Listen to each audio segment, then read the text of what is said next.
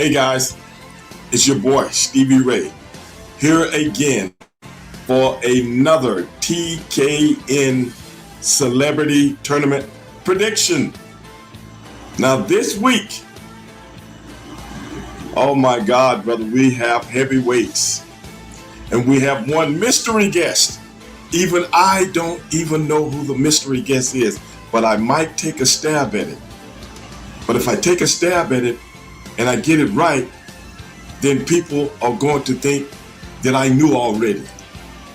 So maybe I won't take a stab at it.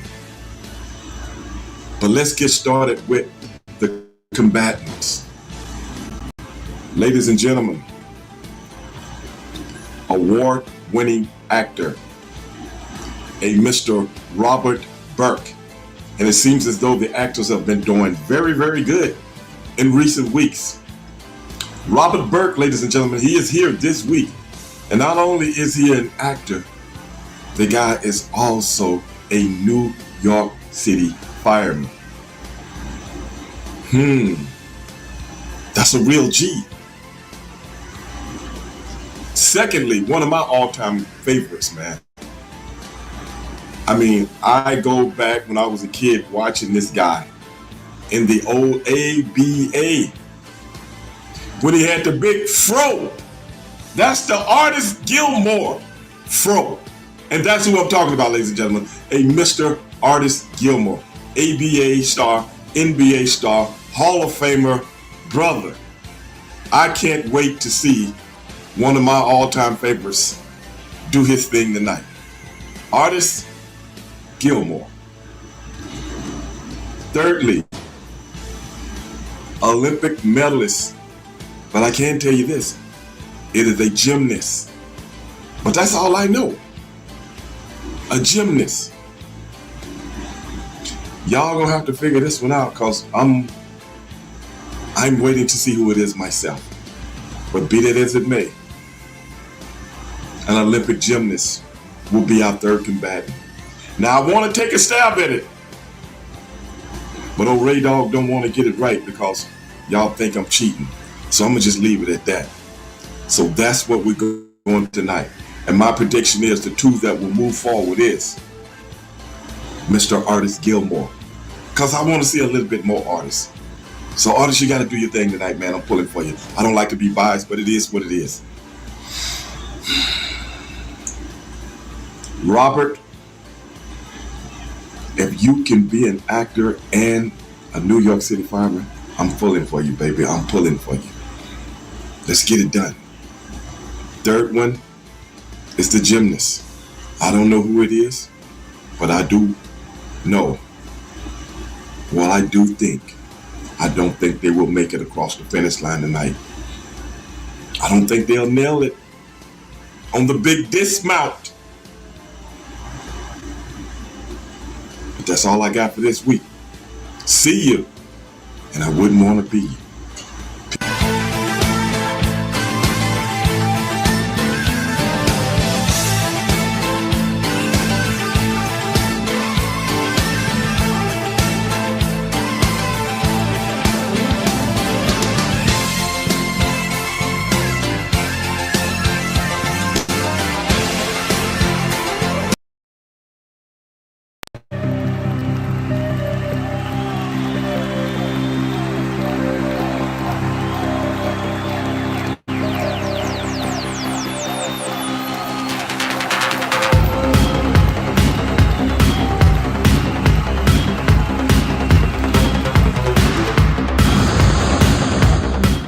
This is different, and I love it, man, because it got me thinking like I was back at school again. I don't even know where you come up with these questions.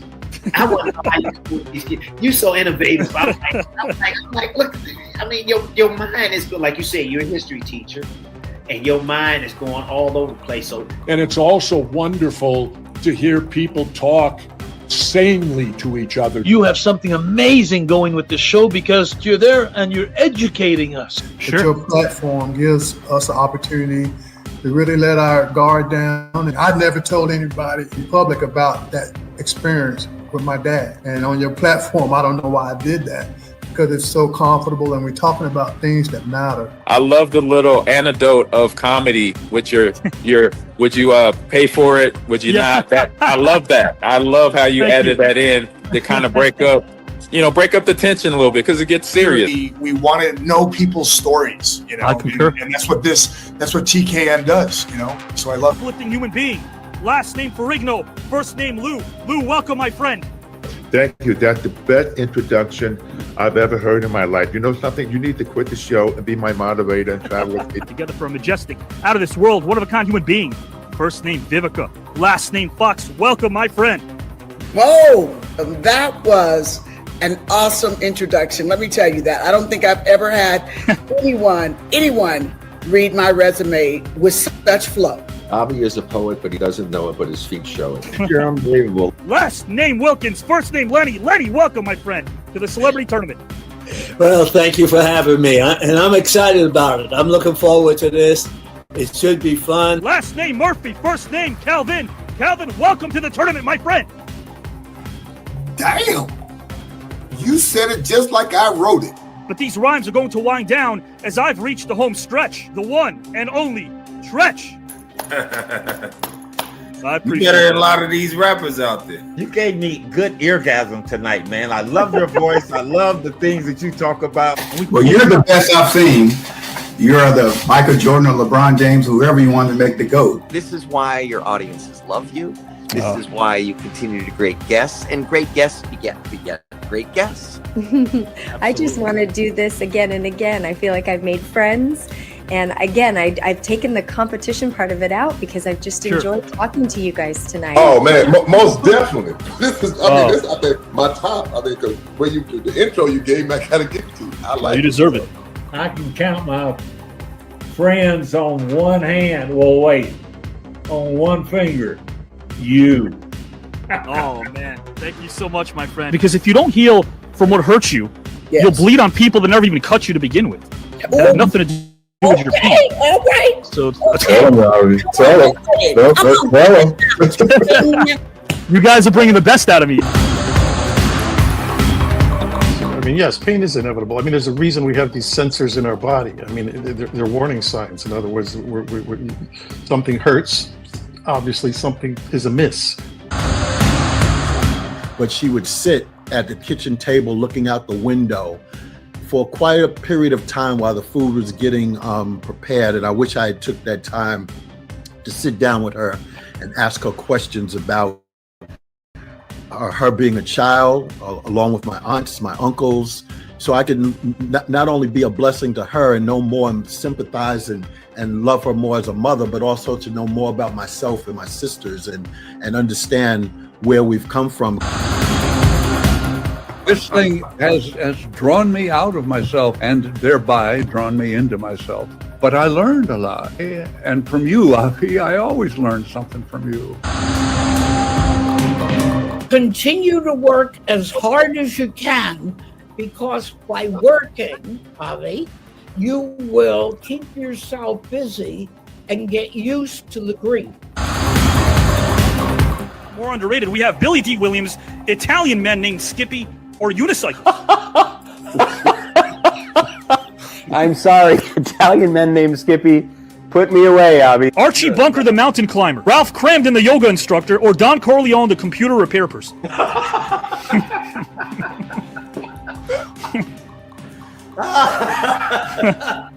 It's clearly an issue with the hard drive. I'm going to go Don Corleone. Here, the reason I'm going for Christmas is because it does create those amazing memories that and Sarge, I know you've been there too, because I've seen you at so many different great events for Muscular Dystrophy Association. You compete with yourself. The Joe Reed, especially working with him, taking pictures in the magazine, helping me to shape my body and educate my mind.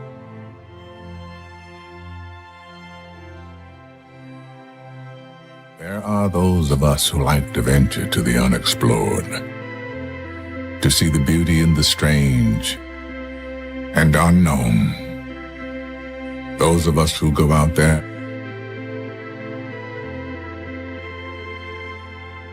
with a sense of wonder. God, matters not how straight the gate, how punishment charged the scroll. I am the master of my fate. I am the captain of my soul.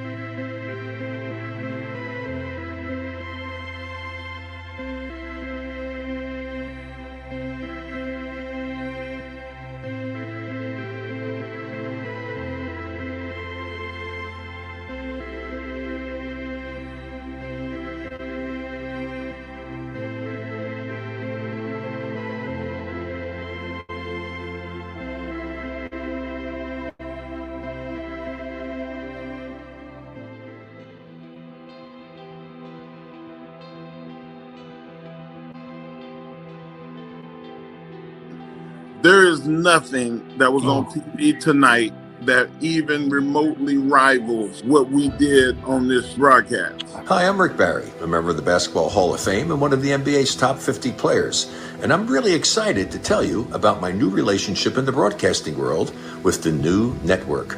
It's TKN, and a young man named Klein has poured his blood, sweat, and tears into creating this new network and assembling an amazing group of individuals. Legends from every walk of life who are just bringing their knowledge and their experience and their wisdom, and this is amazing. I feel like this is a cosmic convergence of what is most important to him, and he's such a stand-up guy. Avi, congratulations.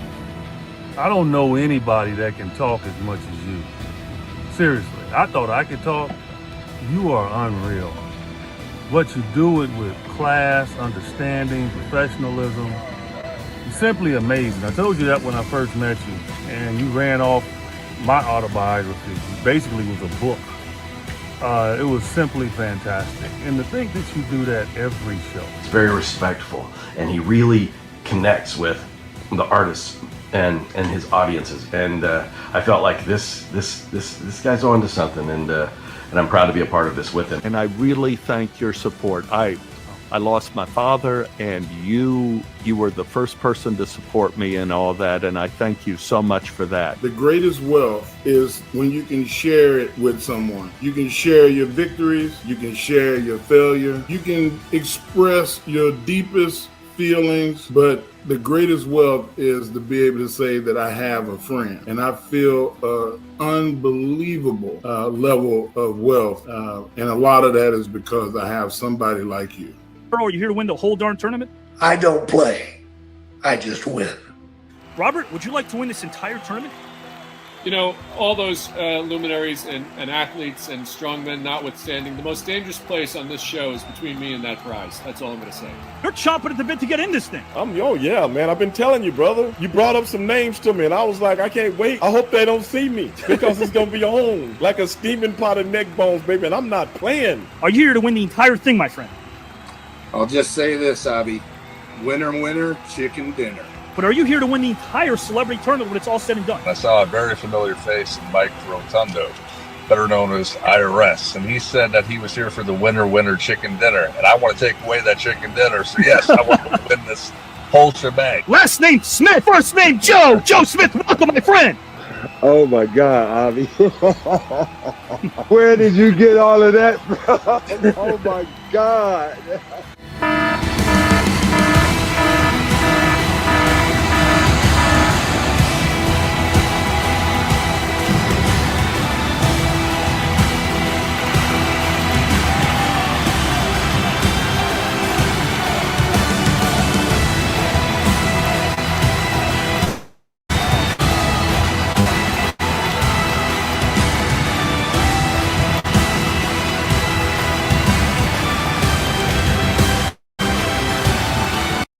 Guys and gals and pals, it is Saturday night. I can't wait that you guys are right here joining us with, get this, guys, the first time this has happened, we have seen in round number one, Mr. Robert Burke and Mr. Artis Gilmore advance to the second round of the celebrity tournament. But we have a mystery participant, someone who has done so well, not only in the world of gymnastics, but also in life, because she keeps her priorities straight. So guys and gals and pals, and that's why you didn't see our mystery participant in a video package, because we're going to find out really soon. The mystery, yes, will become history. Guys and gals and pals, again, this is the green room. This is the celebrity tournament. But you know what's more important than a trip to Greece? You know what's more important than $50,000 to the sole winner of, at this point, 150 Hall of Famers from the world of sports, music, and wrestling, not to mention Oscar, Grammy, Tony, Emmy, Golden Globe, AMA, and WGA award winners and nominees, all competing for the pride and the prize. But guys, if you look in their eyes, what really matters is friendship. You heard Mark Henry say it, and I concur. I echo those sentiments, because this is a place where strangers leave as friends. It's not a podcast. I'm not a podcaster, nor am I an interviewer. I'm a conversationalist. I like to have great conversations. And you know what? That big studio in the sky for 19 and a half years employed me as a writer. Thank you. But guys and gals and pals, they didn't quite believe that positivity can reign supreme. Yes, it can right now. And I thank the new studio that I work for. I thank national sponsor Progresso. I thank Amazon Prime for believing in this show, because guys and gals and pals, there's so much we can do with these devices. We can connect. And as I mentioned before, this is a place where strangers leave as friends. And all the while, we have philosophical fun while giving you limitless edutainment. That's where education marries entertainment. They come together. They become a force of one. And we do it together. You guys are giving us a chance to be in your living rooms. So thank you for that. That really means a lot. Your comments and what you do in the comment section, you guys are the unsung heroes, because you're so positive. And I love that. I love your positivity. Of course, the quick rules, 2 out of 3 do move on to round number 3 of this tournament. Round number 3 does begin in the fall. And as you guys know, every Saturday night, there's a different matchup, if you want to call it that. 2 out of 3 move on. And of course, guys and gals and pals, thank you again for giving us a chance to explode from really a big donut to 4.4 million total on our YouTube channel alone. Thank you for making this thing work. Guys and gals and pals, let's bring in our first participants one at a time right now. I cannot wait to bring them in, starting with our first participant, who is an award-winning storyteller. And when I think of him, I think of the word gratitude, because gratitude's an action. Socrates understood gratitude. I think he understood it both as a virtue and as a duty. Despite the horrific way that he departed this earth due to mob rule, Socrates felt an obligation to demonstrate gratitude through something simple as a whisper or a caressing of a cheek, and that speaks to me. Heck, even the bard Shakespeare said that the attitude of gratitude should be demonstrated fully and wholly. Guys, our first participant tonight is a man that epitomizes the word class. He's class personified, and his range and depth are quite vast. His outlook is rather refreshing. He also understands what it's like to overcome many obstacles, because he, too, is a fellow Knick fan. Guys and gals, time and again, he's filled a blank canvas with beautiful works of art that go several layers of magnitude deep. He's an honest man. He's a down-to-earth man. I consider him a hero for what he does, how selfless he is. Guys, he understands and it really puts to use what humanity is truly all about.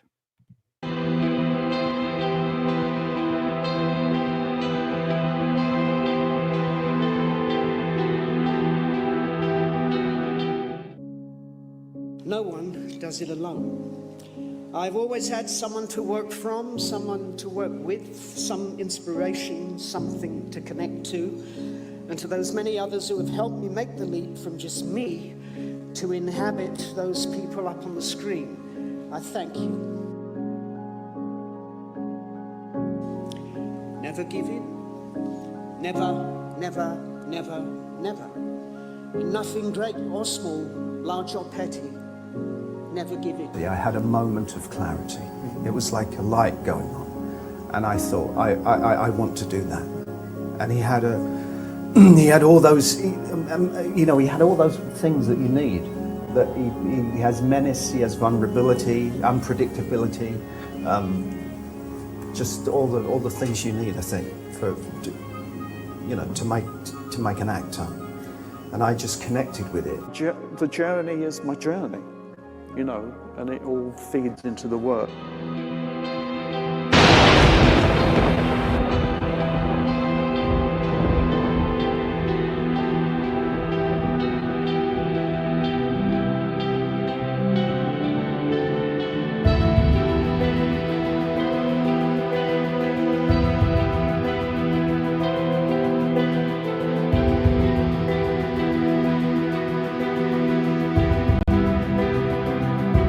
Leave it at 110%. That's where I want you operating.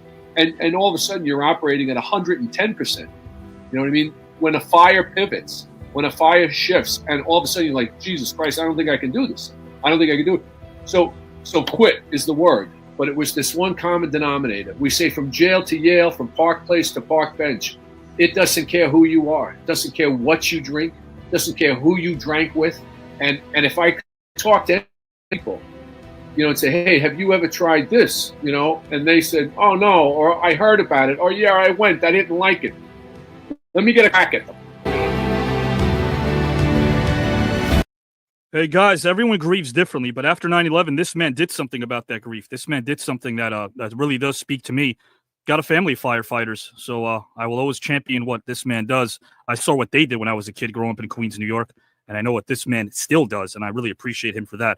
Guys and gals and pals, he has a mature emotional intelligence, and he dives beneath the surface, which helps expand what is both honest and creative. His mom and dad were in their 30s when they came to New York from Ireland, as they originally from Galway. They were farmers, and it's beautiful to hear their son convey such adoration and affection from them, as listening to one's regard for his family or friends is more impactful than even a fast-baked replay or a recently sold screenplay. His father worked on the piers in the refrigeration houses of 12th Avenue. He was also a superintendent and a bartender. The way I see it, his work ethic and no-nonsense approach to life represents true American splendor.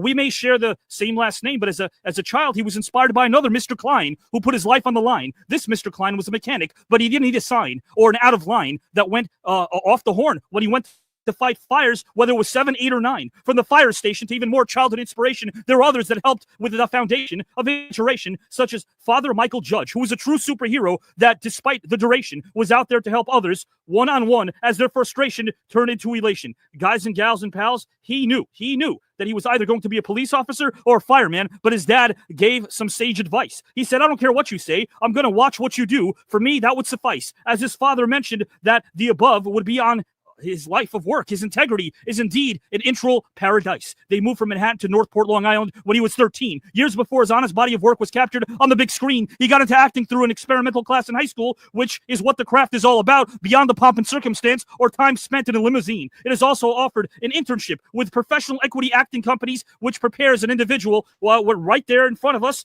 The doors start opening. Yes, we see wide open doors. Try telling that to his guidance counselor is a different story, as he was too busy checking out his SAT scores. When his father asked him what he was going to do when he responded with, I'm going to be an actor, his dad replied, I can relate to this. An F in what? Even though that F word didn't make my final cut, I can relate as my dad is old school, and upon hearing that, probably would have wanted to kick my butt. His father changed his mind upon hearing that through an internship to travel the country. He was paid $150 a day per diem. He snagged a role in 1981's The Chosen, which had some great locations, including one outside the Brooklyn Museum.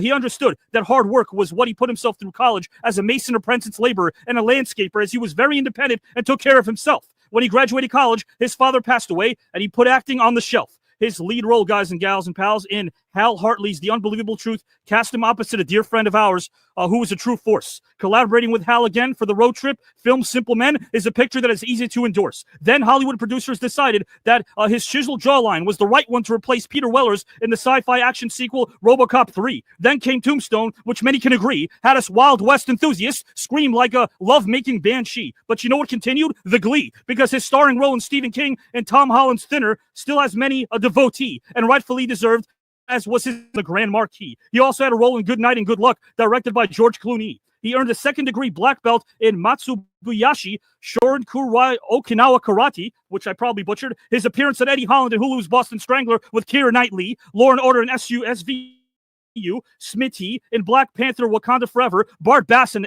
CWS's Gossip Girl, Cousin Mickey on Rescue Me, and in the Academy Award-nominated films Munich, directed by Steven Spielberg, are just the tip of the iceberg. He's a certified and active New York State fighter and volunteers as a fire captain, and I thank you for his service and incredible work. So put your hands together for a kind, humble, intelligent human being. First name Robert, last name Burke. Welcome, my friend, to round 2 of the celebrity tournament. No.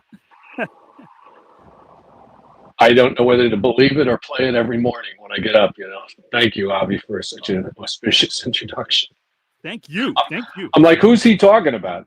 That would be you and what you do. And it's hey, do you mind that I lead? A lot of times it's easy to lead with someone's resume. Do you mind that I lead with what you do as a firefighter? I mean, that speaks to me so much, Robert. No, we have an open call at the moment, so it may lead to my getting up and getting out of here. No, it's fine. It's fine. I'm grateful that I was able to do service, and and proud that I was able to do it. Proud in not the first of the 7 deadly sins type of pride, but of course, love and care for the people that I serve with, and I've always found it an honor. So. Yeah, and you're very soft-spoken about that. But again, I think it's great that you were able to do something about what we went through as New Yorkers, and then be able to pay it back to people like I mentioned Mr. Klein, who was instrumental in your childhood as well. And I mentioned someone who we might be hearing through one of the topics. If we don't, I'll bring him up, who was such a very big driving force in what you did, again, as a firefighter. We spoke a bit about him in round number 1 of the celebrity tournament. But even as a storyteller, I say this. I think it's so great that I can interweave what you do or what you did as a firefighter, now as a captain, and of course as a storyteller, because you have to be able to strip off those things that don't matter so much to get down to who you really are sometimes, right, Robert? Yeah. Listen, I was as banged up as anybody after 9/11. The truth of the matter is I read one sentence, and I don't even know who wrote this. It could be an amalgam of a lot of wisdom, but it said, grief is love with nowhere to go. Wow. And boy, that hit me like in my heart. It hits me in this moment. So when it occurred to me, I could become a volunteer fireman in a firefighter in my community. I thought, wow, my love and my missing this, my friend, can go into this. And it's true. I feel him, I sense him when I'm active, and it's a beautiful culture. The fire service, it's a learning culture. You're ever learning and ever evolving with your skills. And I got started a little late, but you're cognitively doing for your community. So it was always an honor to be able to do it. I can't believe in this lifetime that I got to do it, that I still get to do it. So it speaks to me, man. A lot of Avi Klein family members are firefighters. Some retired as well in the New York area. And I love what you said. Again, like whether you're a storyteller or whether you're a firefighter, it isn't about putting stuff on. It's about taking stuff off all the time. And man, your body of work has been honest. I'll ask you the magic question. Again, the real prize, I might sound sappy by saying this, but I think the real prize is this is a place where strangers leave as friends. I love the respect. I love the camaraderie. It's a beautiful thing. But that's what makes this tournament so great. It's a sport of the mind. There's nothing wrong with saying, hey, I'm going to win this thing, because at the end of the day, 5-day trip to Greece, first class for 2. That's great. 15 grand. But I love what this place stands for. I love what you stand for. Robert, would you like to win the entire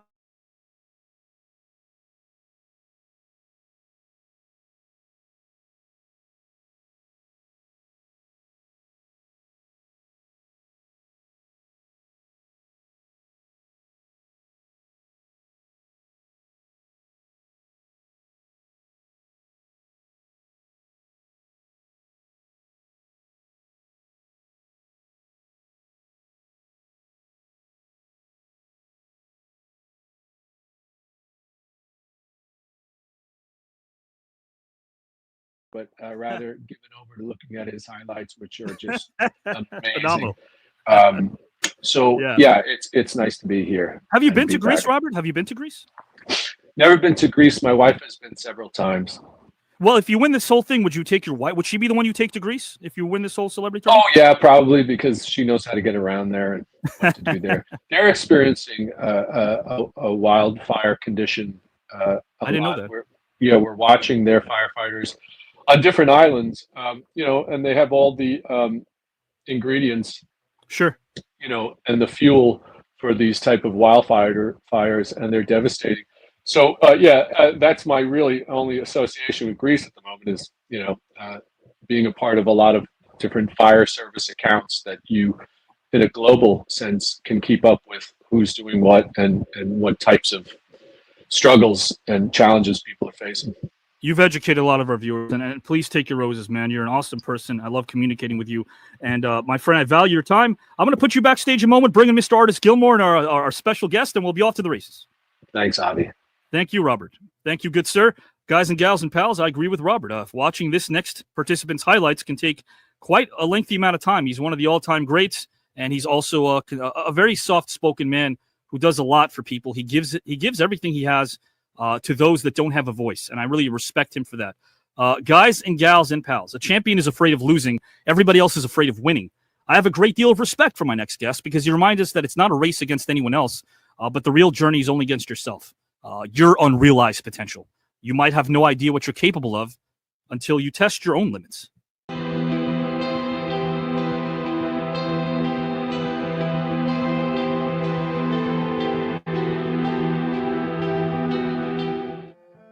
Bigger and stronger than most. Great competitor, very great basketball player. Is one of those rare specimens that could have played at any particular time.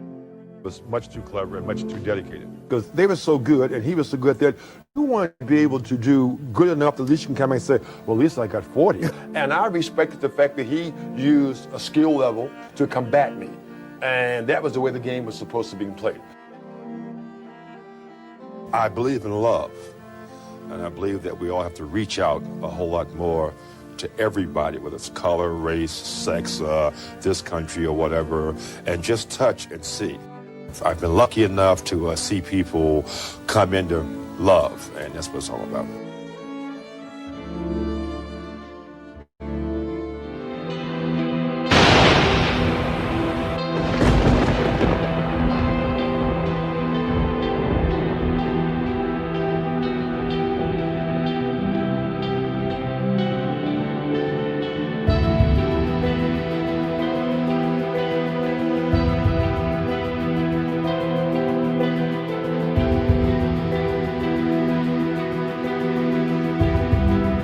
And I was one of the older boys, and you weren't running around and you no food. We were talking about monies that the individual would have at that time. You could get a meal in the dining room for a dime, and a carton of milk, a little small carton of milk, cost 2 cents. And then the price went up on everything, and that was nothing in our budget. And with my dad out drinking, there's some things, and I mean, there's always a number of people that you like to share some thoughts like that with, and tell them about the fact what they dared and said that you would not be able to accomplish. I'll actually come to reality. A softer spoken, more genuine person you will not find, my guys and my gals and everyone else in between watching this show and on Saturday night. Thank you for joining us. Guys, he was born in 1948 in the small town of Chipley on the Florida Panhandle, and growing up wasn't easy, and it didn't resemble heaven. He grew up poor, living in a 3-room house with dirt floors that he shared with his family of 11. You want to talk about paying dues? You want to talk about appreciating what you have when there isn't a lot? This man's kind heart and soft-spoken nature showcases humanity, even though he had it rough since he was a tot. for 2 years of his early adolescence. He was barefooted there and everywhere when his feet grew too large to get shoes from the local shoe store, yet he overcame plight after plight. His father Otis stood 5'7" while his mother Maddie was 6'2". Our luminary definitely took after her when it came to height. Many people assume that his first love was basketball, guys and gals and pals, but it was actually football. A shame that people have to be labeled. His father Otis was a fisherman who had his struggles, as this kind man was actually disabled. A good dinner often depended on how well the fish were biting for his father, even as his son was 6'5" by age 14. This was years before he became one of the greatest of all time, a sight to be seen, which we all knew by the time he played his final NBA game wearing the Celtic green. His mother was his hero. With very little, she was able to raise a family of 9 kids as she cared for them like a beautiful dove. With tears in her eyes due to a lack of food and clothes, she gave her kids unconditional love. Let's hear it for the moms who put themselves last and their kids first. When it came to efficiency on the court, this man was definitely well versed. He started to take basketball seriously as a 9th grader. Remember, guys and gals, this man started as a 9th grader, and basketball wasn't even his first passion, but soon he'd dominate in the junior varsity. He only got in about the last 2 minutes of every game, but soon we would all agree that he was a force and would become a top draftee, as his name on the marquee ushered in the fans who screamed his name like an enthusiastic banshee. He had his biggest game against Bethune High School of Bristol when he scored 32 points, 12 assists, and get this, 72 rebounds. This despite the fact that at the time he only weighed about 220 pounds. At Dothan Carver, Artis, guys and gals, averaged 33 points and 28 rebounds a game and made several high school All-American teams. And it was at that point that he knew he wanted to make something of himself in basketball, as the man had dreams. At Gardner-Webb in Boiling Springs, North Carolina, he was finally getting challenged thanks to coach Eddie Hall Brooke. He had heard from about 200 schools, but Gardner-Webb was the only school he visited, so their offer he took. Hallbrook took the grassroots approach. His recruiting pitch included a 7'6" bed. With his many tools, work ethic, and drive, it's no wonder the recruiters sped as they beat on his door like a ticked-off Flintstone named Fred. Next up was Jacksonville University, at a small private college with little to no name recognition at the time. But how about this rhyme? He led his small school all the way to the finals of the 70s NCAA tournament as his value continued to climb. As a JU Dolphin, he broke the record for average rebounds per game at 22.7, which he still holds to this day. He also became a 2-time All-America honoree as he was gaining attention like a certain basketball team or even a baseball team. How about that? Playing in Shea. He wanted to help his family, so when the ABA wanted to pay the most heralded big man since Kareem Abdul-Jabbar, the Colonels did not waste time putting their millions of dollars to a talent who was on full display. He was chosen in the first round of the ABA draft and signed with the Kentucky Colonels, where he would win Rookie of the Year and MVP honors in 71-72. He led the Colonels to the ABA title in 74-75 as his legend grew and grew. A year later, the NBA merger took him to the Chicago Bulls and then the Spurs, where he would continue to dominate. Let me now bring up the accolades to remind you that this man is Mount Rushmore as an absolute great. He remains the all-time NCAA leader in career rebounding with an average of 22.6. He holds the NBA career record for highest field goal percentage at .599, 60%. He's considered the game's top career left-hand scorer with 24,941 career points, which ranks 14th all-time in professional basketball history. His stardom was well known as he was an all-star in 11 out of 18 professional seasons. He's currently the 3rd highest shot blocker in pro basketball history with 3,178 swats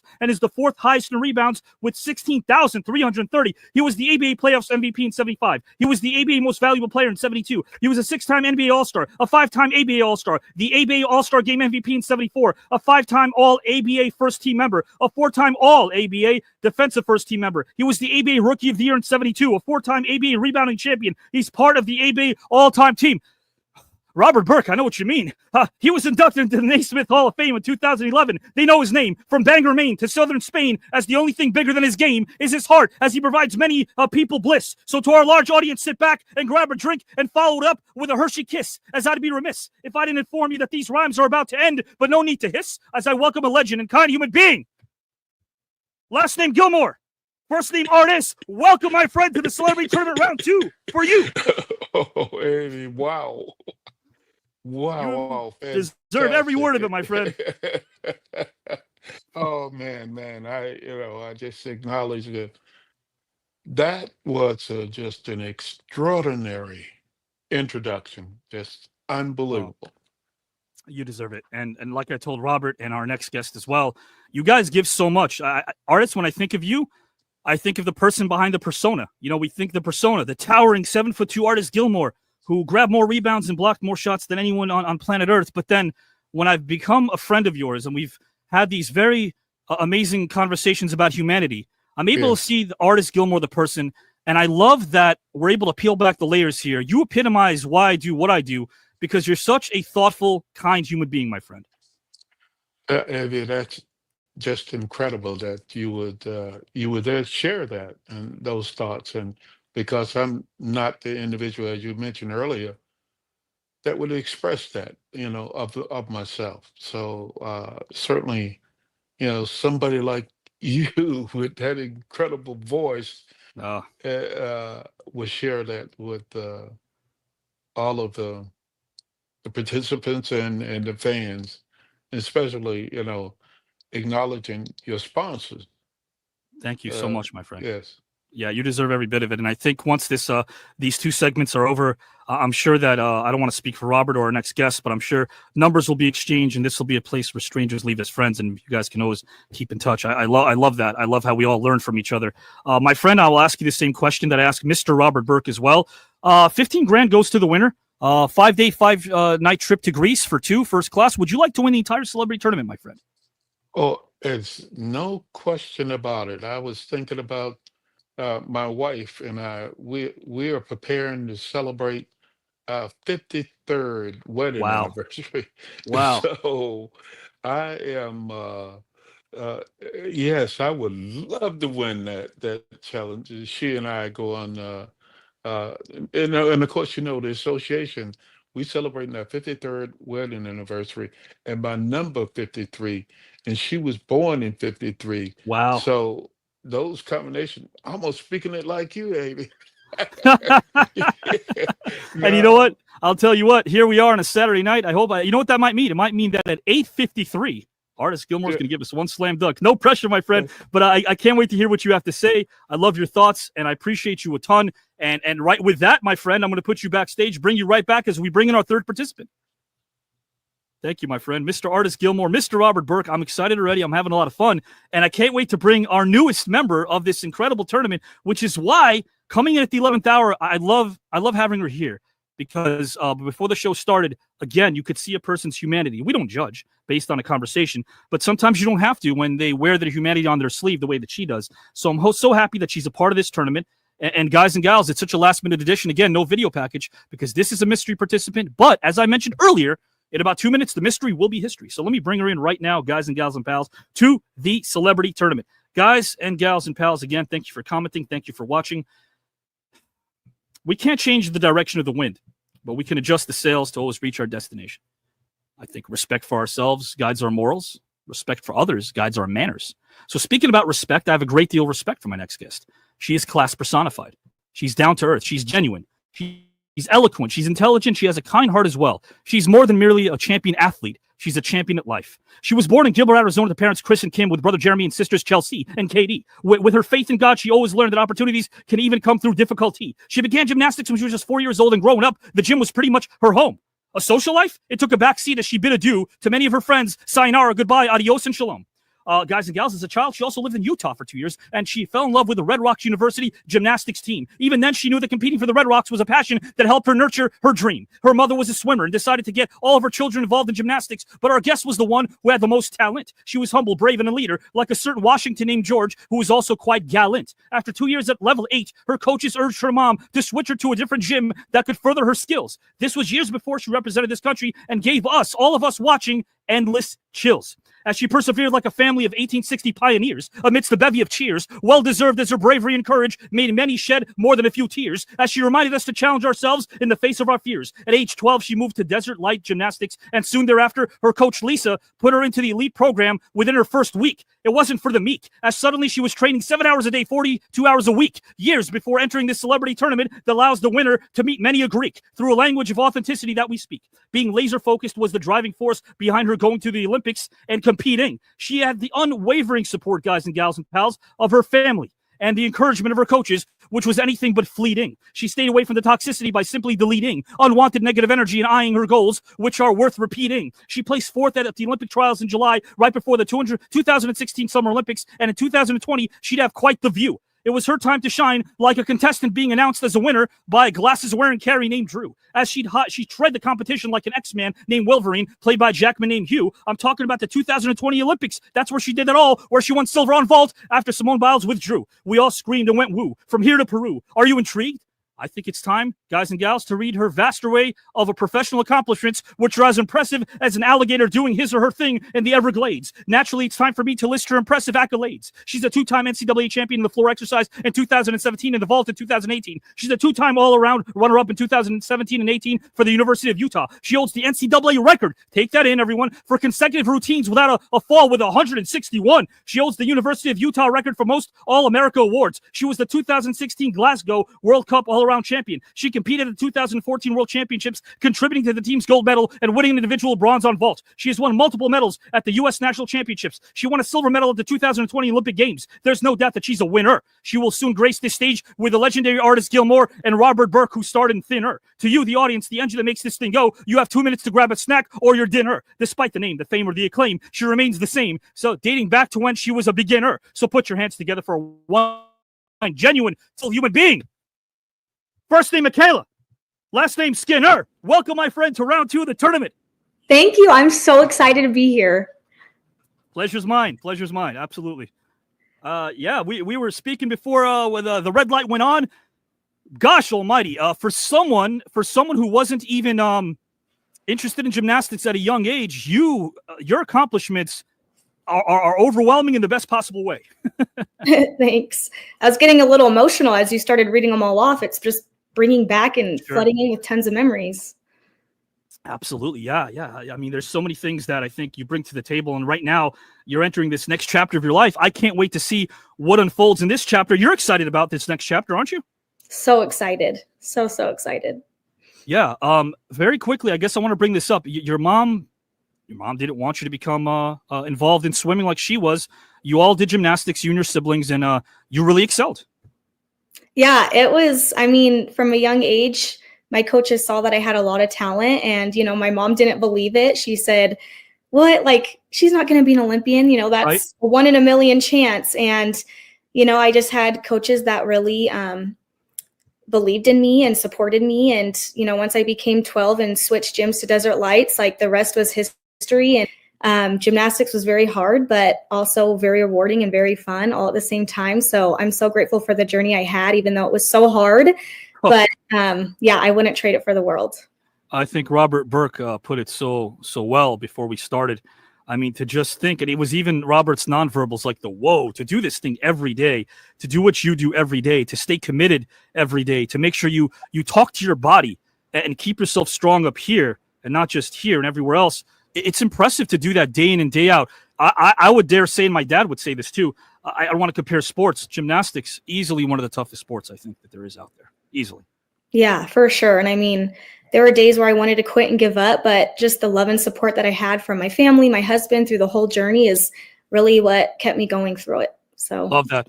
Yeah. MyKayla, this is again a sport of the mind. We have a ton of fun as well. But at the end of this entire tournament, takes a while before we finish this whole thing. But at the end of the whole tournament, one person's going to win it all. 5-day, 5-night first class trip to Greece, 15 grand as well. Would you like to win the entire celebrity tournament, my friend? I mean, yeah, who wouldn't? I would love it. Obviously, being a busy mom to a 21-month-old, it would be so nice for my husband to have a little getaway, just have some time for both of us. But honestly, like, just being here, being able to meet incredible people and listen to them, and just having this opportunity, I'm just so excited to be here and ready to have some fun. Likewise. And if you do win that trip to Greece, guess what? Packing all your clothes won't be so hard because your husband's 6'7". He can just grab anything, just off the shelves. He's a tall guy. Guys, speaking of Mr. Tall Men, Artis Gilmore, who has a tall heart and also a very tall man, Mr. Artis Gilmore, and a man who's also tall based on his virtue and what he gives back to society as a man who dedicates himself as not only, of course, a storyteller, but an amazing family man and a firefighter and captain, Mr. Robert Burke. Captain Burke, here we all are over here. Guys, I'm going to start with Mr. Robert Burke. Topic number 1, I'll read it out loud to our audience. Same topic for MyKayla and, of course, for Mr. Artis Gilmore. I call this home sweet home. William Shakespeare once said, the voice of parents is the voice of gods for their children. They are heaven's lieutenants. So I'm thinking about history and family tree, but what about friends as well? Friends, in this hypothetical and fun journey through time, you've been asked to go back in time and meet either one family member or a friend of yours that you never had the opportunity of meeting. Could even be someone that you know, but your objective, Robert, is to accompany this person of yours so that they can confront a historical figure in their timeline that's about to make a bad decision. This family member has the ability to be direct, firm, sensible. Coupled with your intellect and with your knowledge of what will come to pass, you and this person, this friend of yours, can change history for the better. So A, which friend or family member, anyone you choose, would you travel back in time to meet for the first time and why? And then B, which historical will you both front to rethink a decision they're about to make and why? My friend, whenever you're ready, good sir, the floor is yours. You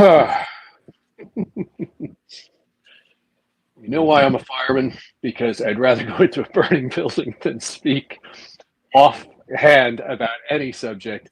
I'm an actor. I like other people's words. I don't like my own, so this is very difficult. If I understand the memo correctly, the person that I would go back in time with is not my great-grandfather, but my grandfather.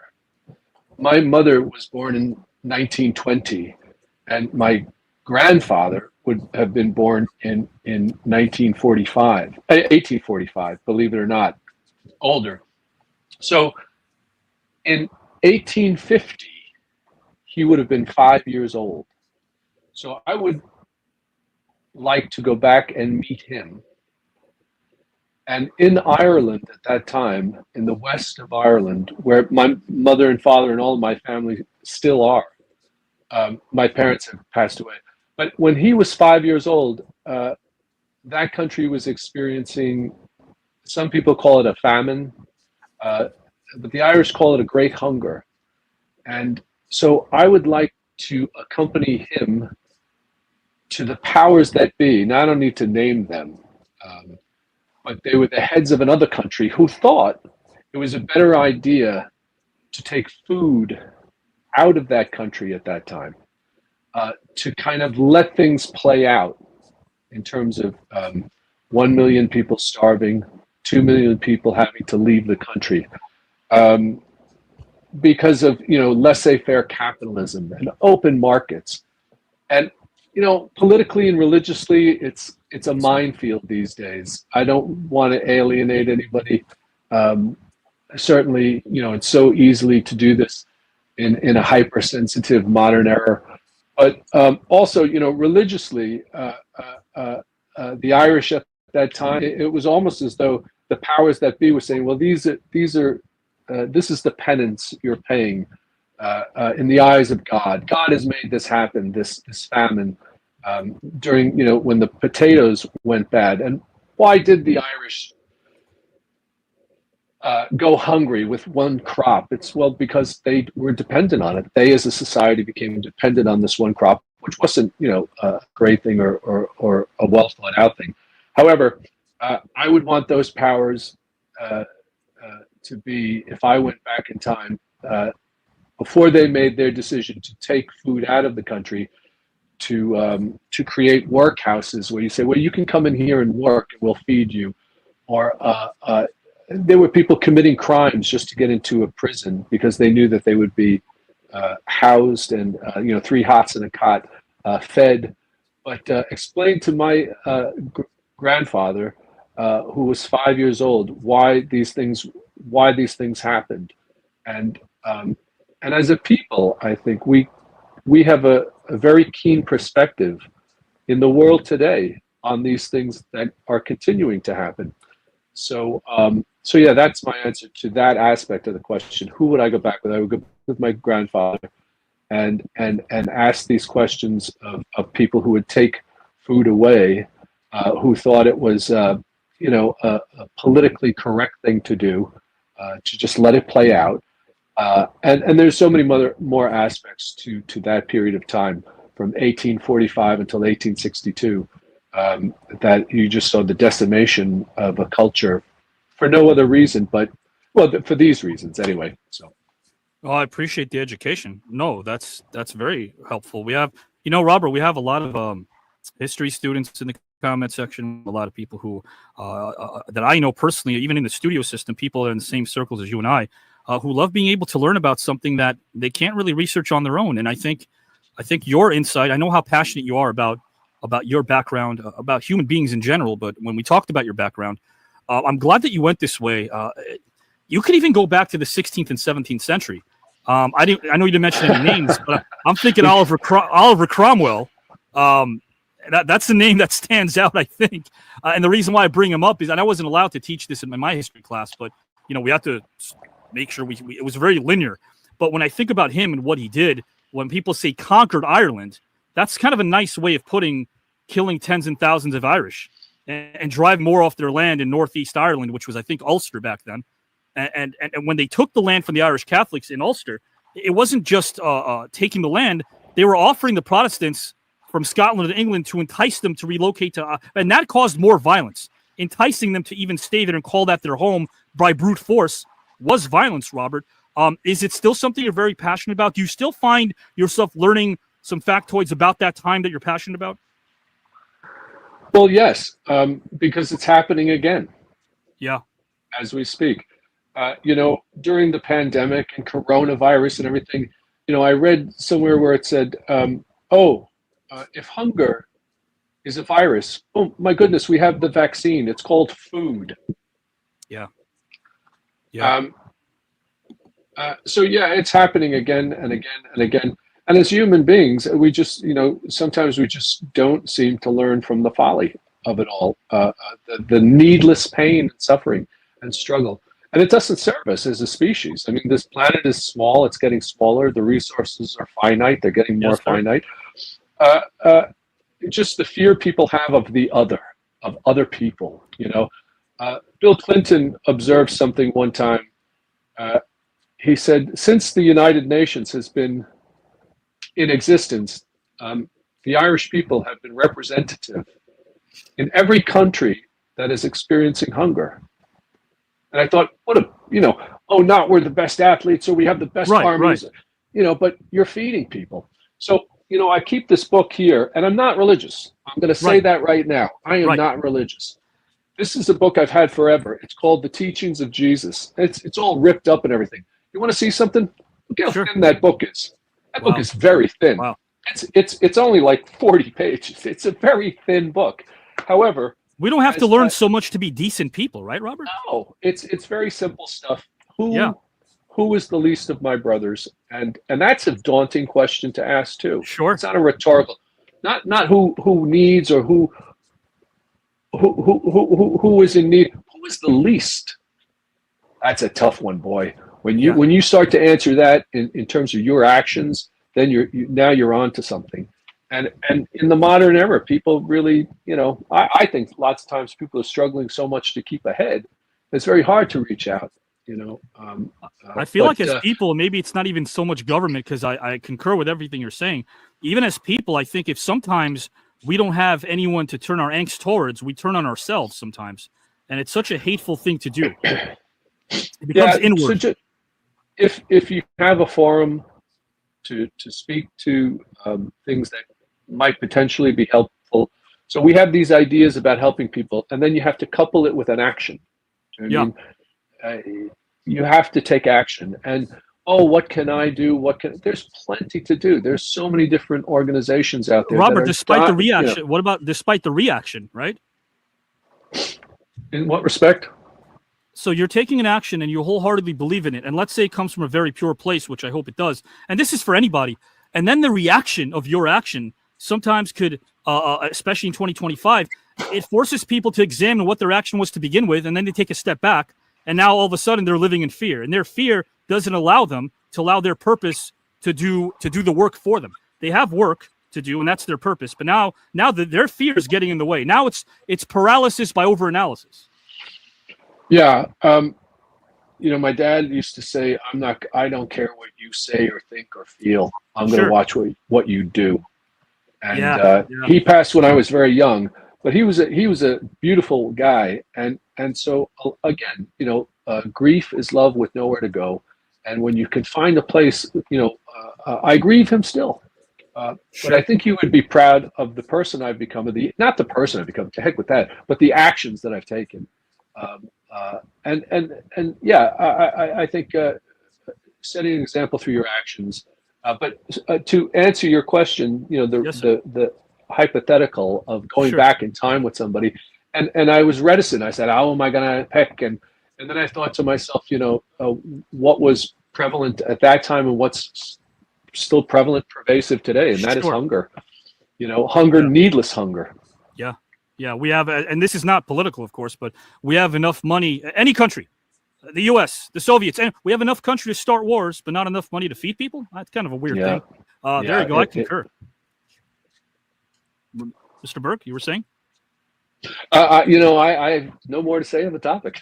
No, I appreciate that. And guys and gals and pals, again, thank you for what you do. Artists, I know that you and MyKayla, again, were saying that before we went on. Thank you for your service. Maybe one of these days when we come on and have a conversation, Robert, even outside of the celebrity tournament, I can't wait to delve into Father Michael Judge, who I know inspired you. He was a true superhero, really was. There's no doubt about that. I just mentioned the prospect of who was the least of my brothers, and he's the one who said that to me. Wow. We were someplace one night, and he leaned over, like he turned around, and he said, "Hey, can you imagine?"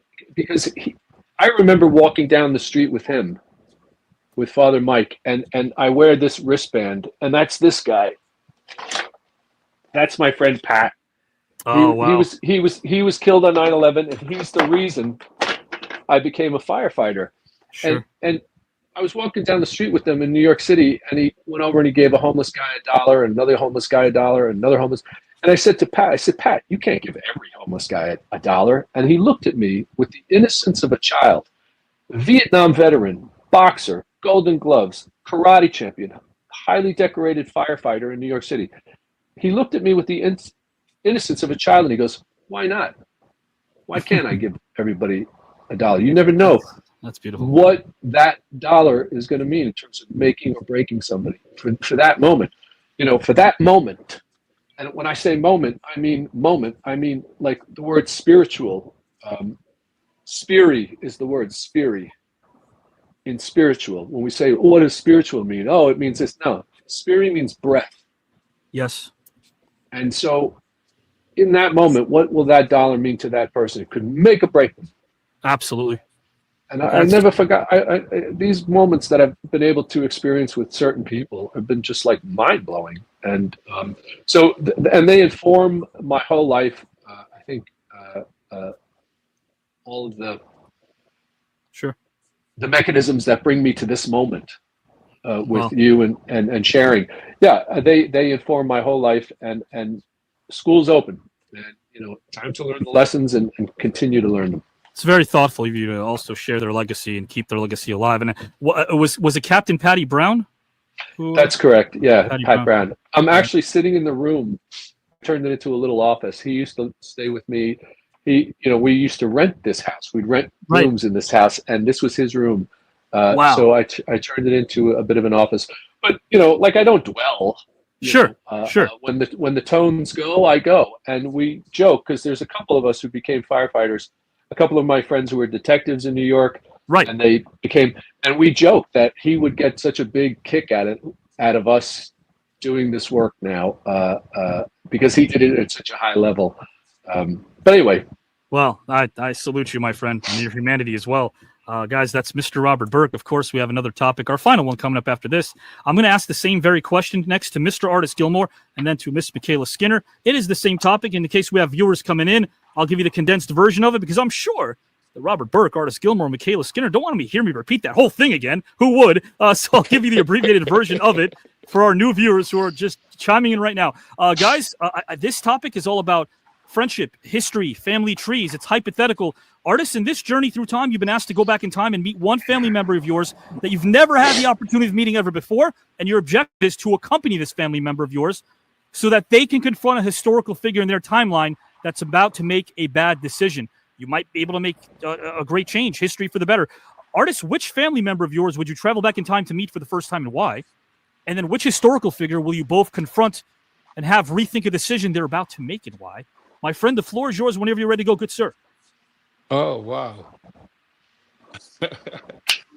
I'm thinking like Bob, looking at the individuals in my family.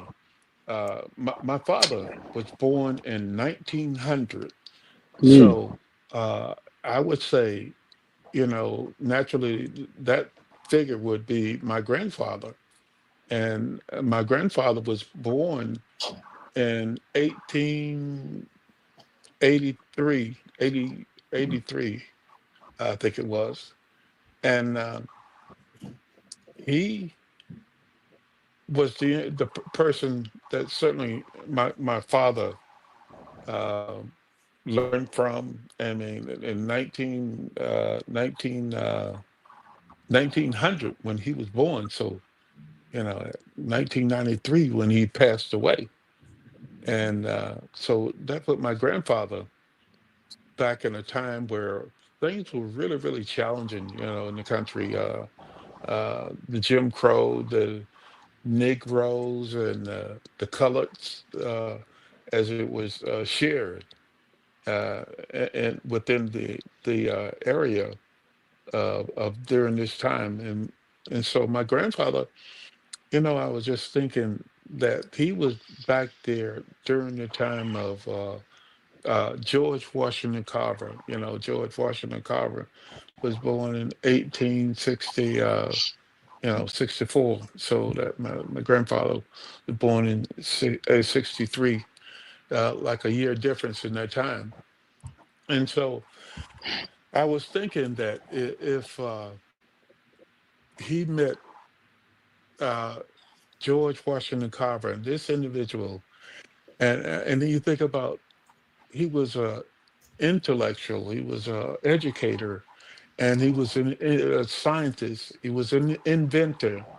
He created over 300, invented over 300 items, different things, and he had the patent to those three or four different items from just peanut butter.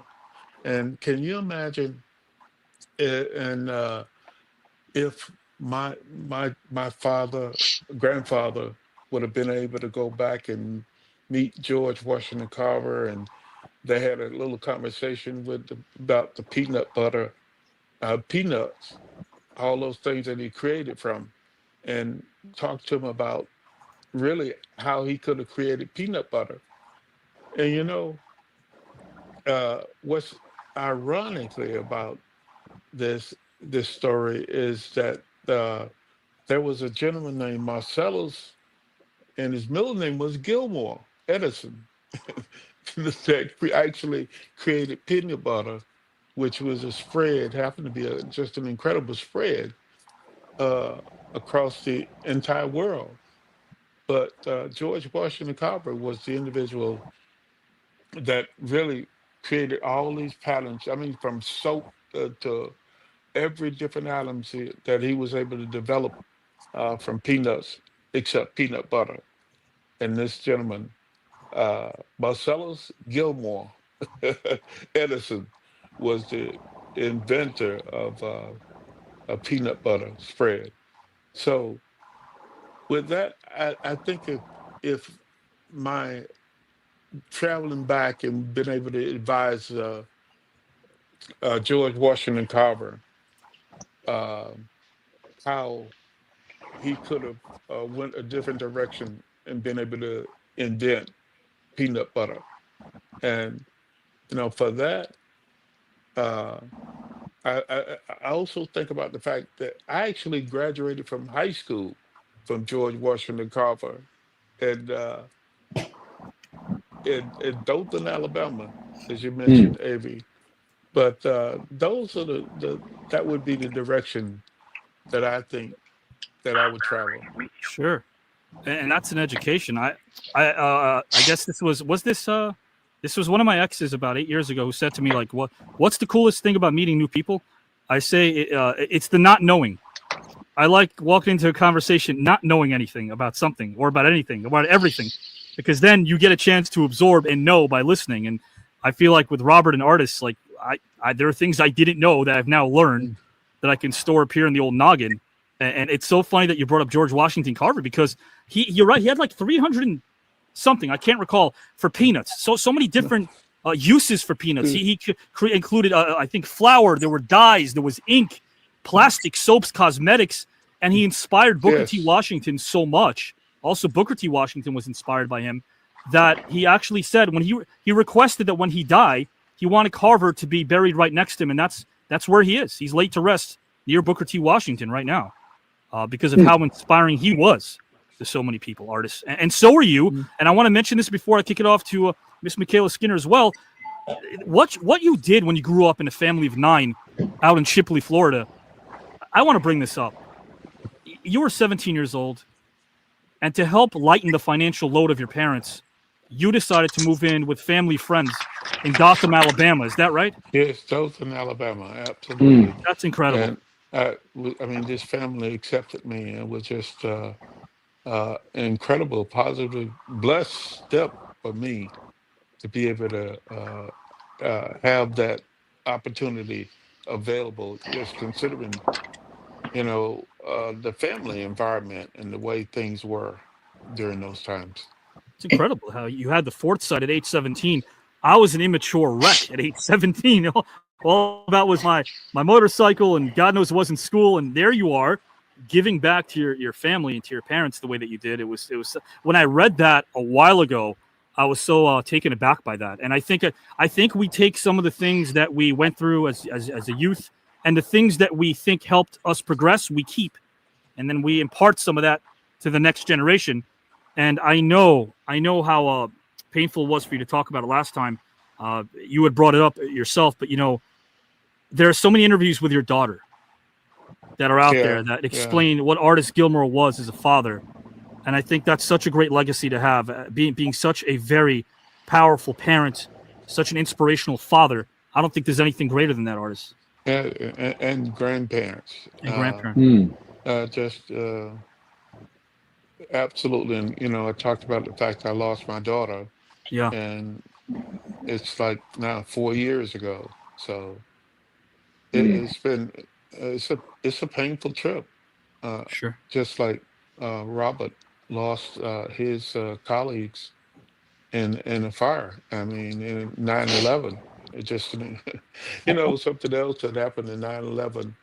That was my mother's birthday. She had just turned 80 years old, and so and I remember trying to get back home when that actually took place. I was on the road enjoying a golf tournament, and then en route back, traveling through the airport in Atlanta, that's when everything closed down, was shut down. But certainly 9/11 has a incredible connection to me, considering my mother just turned 80, and she said that was insignificant compared to what was happening in the country. Well, my friend, you are a class personified, and I know I got to send you that interview where Priya is speaking so well of you as the father that you are, my friend. Absolutely. Please do. Please do. Thank you. Absolutely. You betcha. Guys and gals and pals who are watching again, this is topic number 1. I will set this up, and I will condense it even more because we've already heard it twice. Miss MyKayla Skinner, you are next, my friend. I will explain this topic to any new viewers who are just joining us. This is a topic that's about history, family, a family tree of sorts. In this hypothetical and fun journey through time, you've been asked to go back in time and meet one family member of yours that you've never had the opportunity of meeting, and your objective is to accompany this family member of yours so that they can confront a historical figure in their timeline that's about to make a bad decision. This family member has the ability to be direct and be firm and be sensible. Of course, you're going to help them out as well with your sensibility. Now, which family member of yours would you travel back in time to meet for the first time, and why? And which historical figure will you both confront so that they can rethink a decision they're about to make, and why? Whenever you're ready, the floor is yours, my friend. Okay. If I could time travel back in time, I would definitely choose my half-sister. So my mom's first child, Misty, passed away before I was born. I never got the chance to meet her, which is so sad, but I know her presence has really always been felt in my family, and I have felt her presence personally throughout my journey. Growing up, I always, wondered what it would be like to have an older sister, someone I could look up to, someone that I could share my secrets with. And then oftentimes, I've kind of pictured her in the Olympic Stadium, if she could just be sitting there cheering me on. The reason why I chose her was because, she kind of represents that missing piece of my family's story. My mom has shared so many beautiful stories about her in the light that she had for the time that she was here. Misty, I think, would have had the strength and the determination to help me with this quest.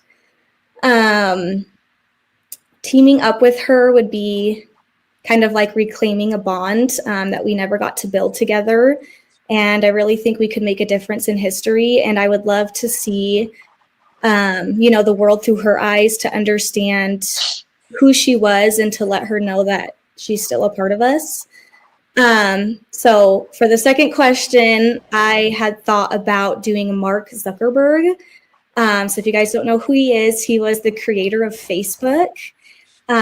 So we would like to confront him before the like button went live, I think in about 2007. Anyway, we would convince him to keep Facebook and the future of social media just very simple. The like button seemed very simple years ago, but since then it's really changed social media in general. It's crazy because with social media, it just used to kind of be to keep in touch with your friends and your family. And now it's about like getting attention, how many likes you can get, how many views, how many shares. And it was crazy because when I was visiting with my family last week in Arizona, my sister took us up to her cabin, and one of my nieces, that's a teenager, she makes TikTok dances all the time with her friends. And it was just crazy because they had made a TikTok dance, and the next morning when we woke up, they're like screaming because their video was starting to go viral. And it's just kind of crazy how, once you go viral, you kind of feel like you're worth something. Like, it's crazy how we live in a time where we feel good about ourselves when the world is giving us attention and the likes and feel like we're being seen.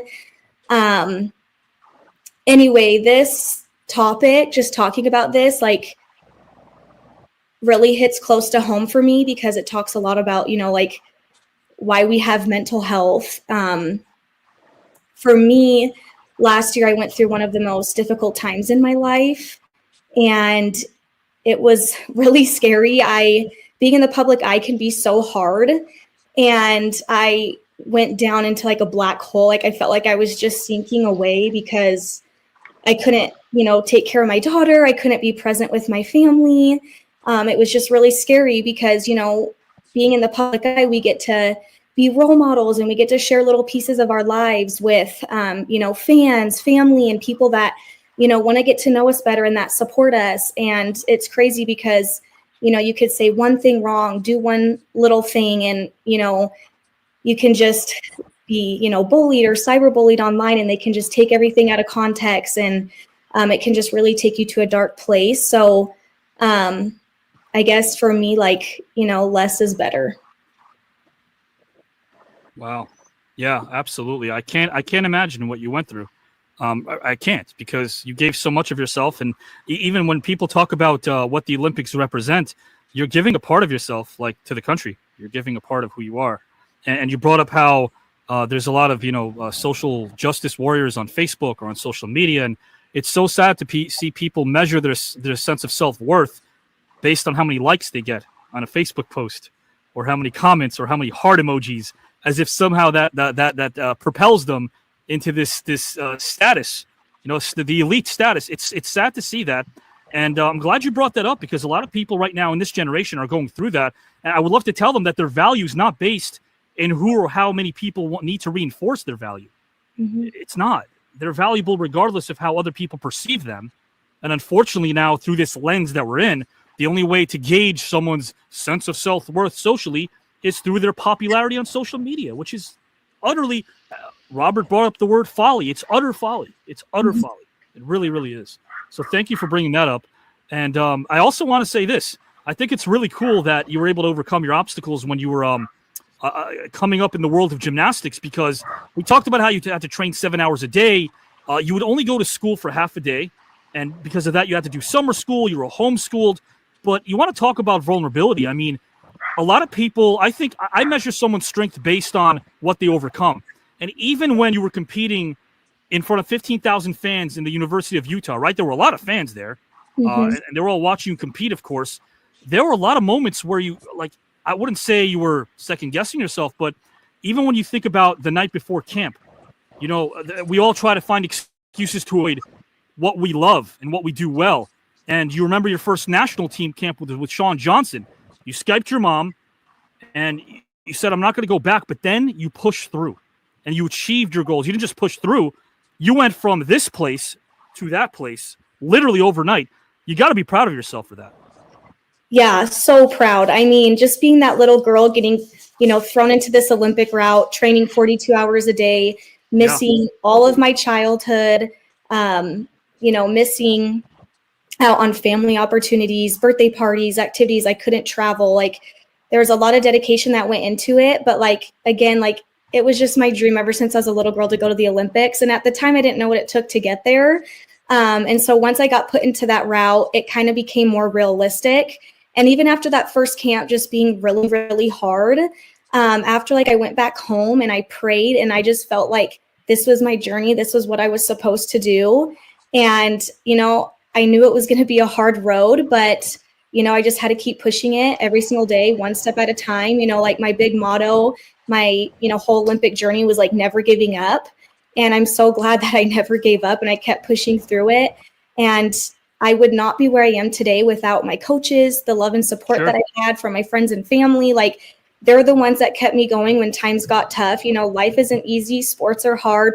Politics are hard. Everything that goes into it, right? But, God has a plan, and this was my plan. And, he really helped me to be able to pursue my dreams. So for me now, I think it's just really cool. I hope that I can, spread my example and my journey and life lessons and help those that are, rising onto their journey, and to know that it's okay if it's hard. It's okay to want to quit, but by never giving up, anything is possible and anything can happen. You already are, because I could say this publicly. We don't know one another, but in doing my due diligence about your career for this very segment, you inspired me. And I go through my own mental gymnastics sometimes. I go through a lot of mental gymnastics. And to be able to know what you went through and how you persevered, like we brought up earlier, it's very rewarding to know that even someone on such an elite level of athletic excellence like you can have moments where you say, can I do this? Can I really do that? And maybe Robert and Artis and MyKayla, maybe those are, in the world of athletics at least, maybe those are the athletes that we relate to. Certainly we think of the greatest, like the Michael Jordans and how great they are. But I think the ones we relate to are the ones who show us that humane side. The ones who maybe do fumble the ball every now and again or turn the ball over. And we put ourselves in those shoes and we go, we do that in life. We do that in life. I probably am responsible for my ex-girlfriend leaving me for my tuna casserole. I can't cook. What was I trying to do? So it's really rewarding to be able to do my due diligence, and all three of you who again, Robert, again, Captain Burke, what you do, I say that proudly. We have a Captain Burke here, and I know that you don't lead with ego, and obviously none of us do, but a Captain Burke is a title that's well deserved, because you're so, and I mean this in a positive way, you're so shy, and you're so again, I use the word inward. You're shy and you're inward, and it's very tough for you to talk about the things you do so well. Maybe that's our upbringing. I come from a family of tough-minded fathers and uncles who didn't really show a lot of outwardly love. But it's so good to know in our later lives that you're being appreciated by the things that you do that don't define you, that aren't just on the resume or the written word. The things you do, hey, Robert just talked about a firefighter. I come from a family of firefighters. I feel like maybe Mr. Klein was someone I could have known. And MyKayla talked about her mom pushing her through that very night, and her ensemble of people that push her through. I think of the people that did that as well. And then Artis, again, your family, you had so many siblings. We're talking about 11 siblings, and to have so many people rely on you because you volunteered, not you were asked, you volunteered to go the distance literally so that they can actually afford to put food on the table. That's the stuff of heroes. That's the stuff of heroes. So I get goosebumps. I really do. Thank you. Yeah. You guys deserve to hear that, really, about yourselves, because how many times do we hear that about ourselves? Gosh knows, with my upbringing, my parents meant it, but they never say it. And then when they get mad, and I would ask them, why are you getting so mad? It's because they said, it's because we love you. So it's all right. It's because we love you. And this is after this New York City type dinner room conversation that turns into a verbal brawl. Hours later, we did it because we love you, kid. So, guys and gals and pals watching our show, Artis Gilmore, MyKayla Skinner, Robert Burke are here with us. I do want to play this quick video. It's for those we lost.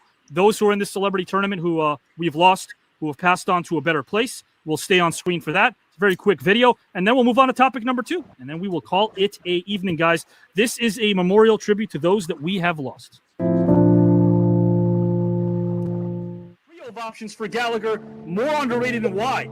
Sauerkraut, Henry Kissinger's deep soothing voice, or dogs wearing sweaters? I like dogs wearing sweaters. Did you have fun? Yeah, I haven't done an interview in 20 years.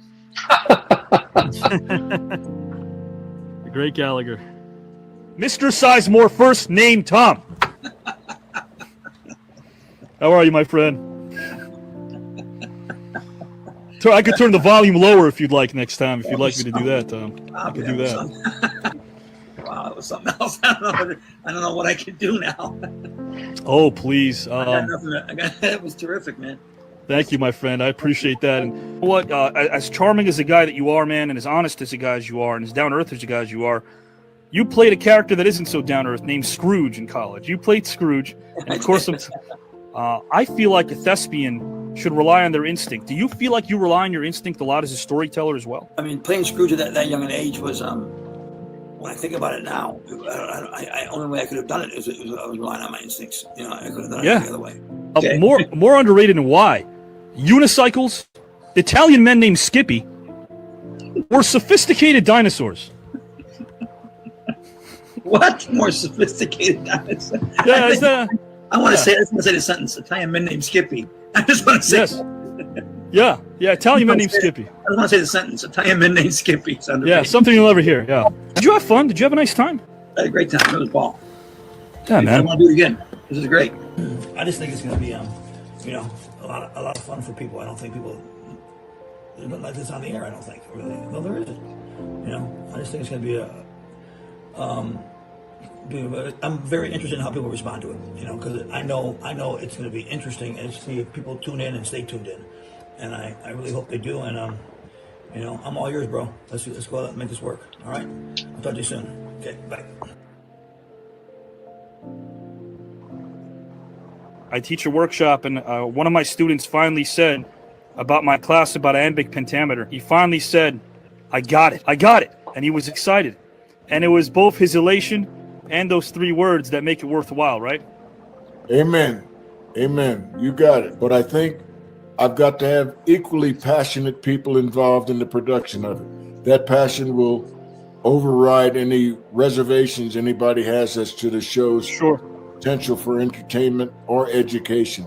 Did you feel as if transitioning to the stage and performing live theater was a natural fit for you? Yes, I did. I always felt very comfortable on stage, more so on stage than I did in film or television. So I'm looking forward to you, Avi, giving me your thoughts and your input, because as I told you, that piece that you sent me is, I love good writing, and I think Thank you, that's been sir. the secret of my career.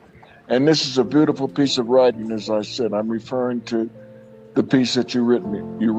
You're onto something because you're a writer. You're a creative force, and I want to hook up. Thank you so much for those kind words, guys. Thank you for being you, my friend. I appreciate you and respect you wholeheartedly. And that goes double from me to you, Avi.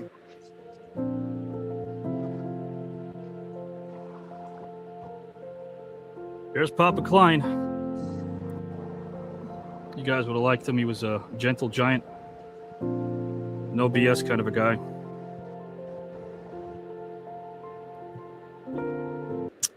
Yeah, he passed away about 6 months ago. And even in his last days, when he knew he had 2 days left in the hospital bed, he was trying to make people laugh. And that's the kind of guy that he was. At that point, COPD, he could barely talk. But I want to ask you guys, if you had somebody that has moved on to a better place, that would be watching this show alongside my pop, like right now, living in the present, staying right here where we are, which is so important. Which family member comes up right now? Which family member can you envision watching us right now in this living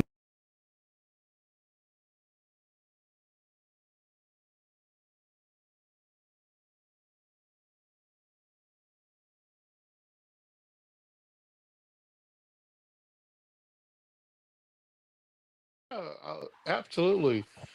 As I said before, my father was a really senior citizen when I was born. So he was born around 1900. And I'm thinking in terms of all the technology, all the developments. And I remember that he had this old vehicle that he used to drive around. I mean, he's shifting the gears, and it was an old piece of a car that he had purchased from his brothers, one of his neighboring brothers, that was no longer used for it because he had purchased him an Sure. additional second-hand car. So my father was able to take it over, and we would use that vehicle to drive it around. But anyways, to make a long story short, for him to be able to see all the technology and the changes that within his lifetime to now.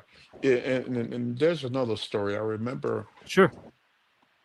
The like Chipley is 50 miles from in show to the shores of Panama City, and he remember when there was no roads and they ox that travel across the land and pack the fish and to salt so they could bring it inland, and it would take days.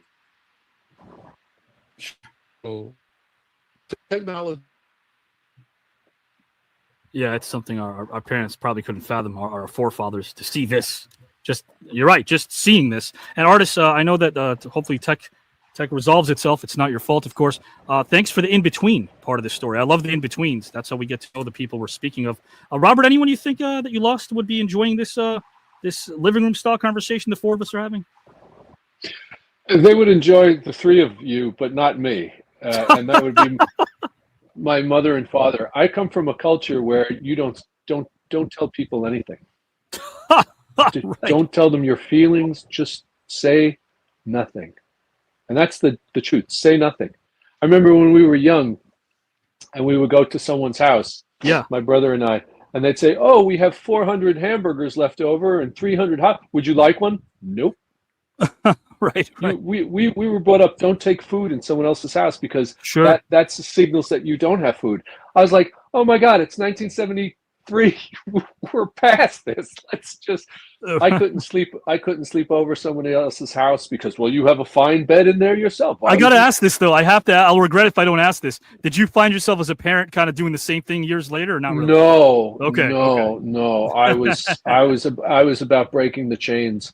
Right. But to MyKayla's point, even in terms of when I just mentioned breaking chains, so being low and being down and being is so pervasive amongst the group of my friends. We actually have go-to words for it. It's like, yo, I'm in it.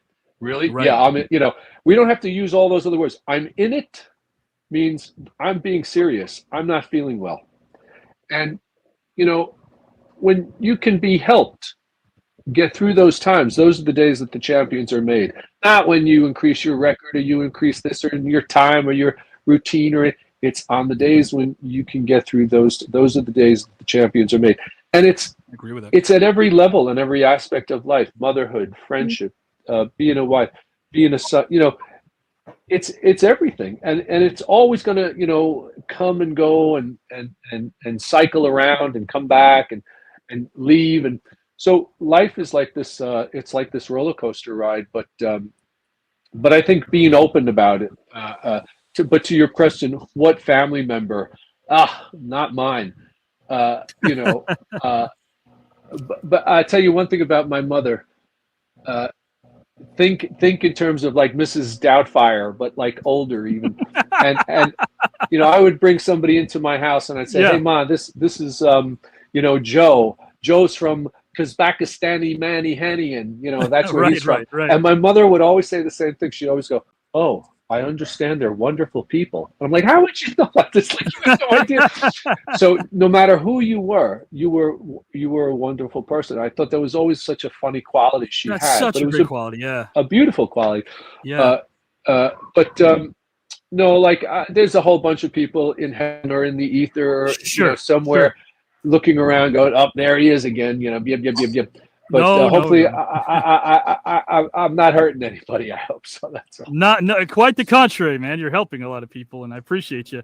MyKayla, anyone you think come to mind? I don't know. It's kind of hard. I feel like I've only lost my grandma and grandpa. That's been close with me. Right.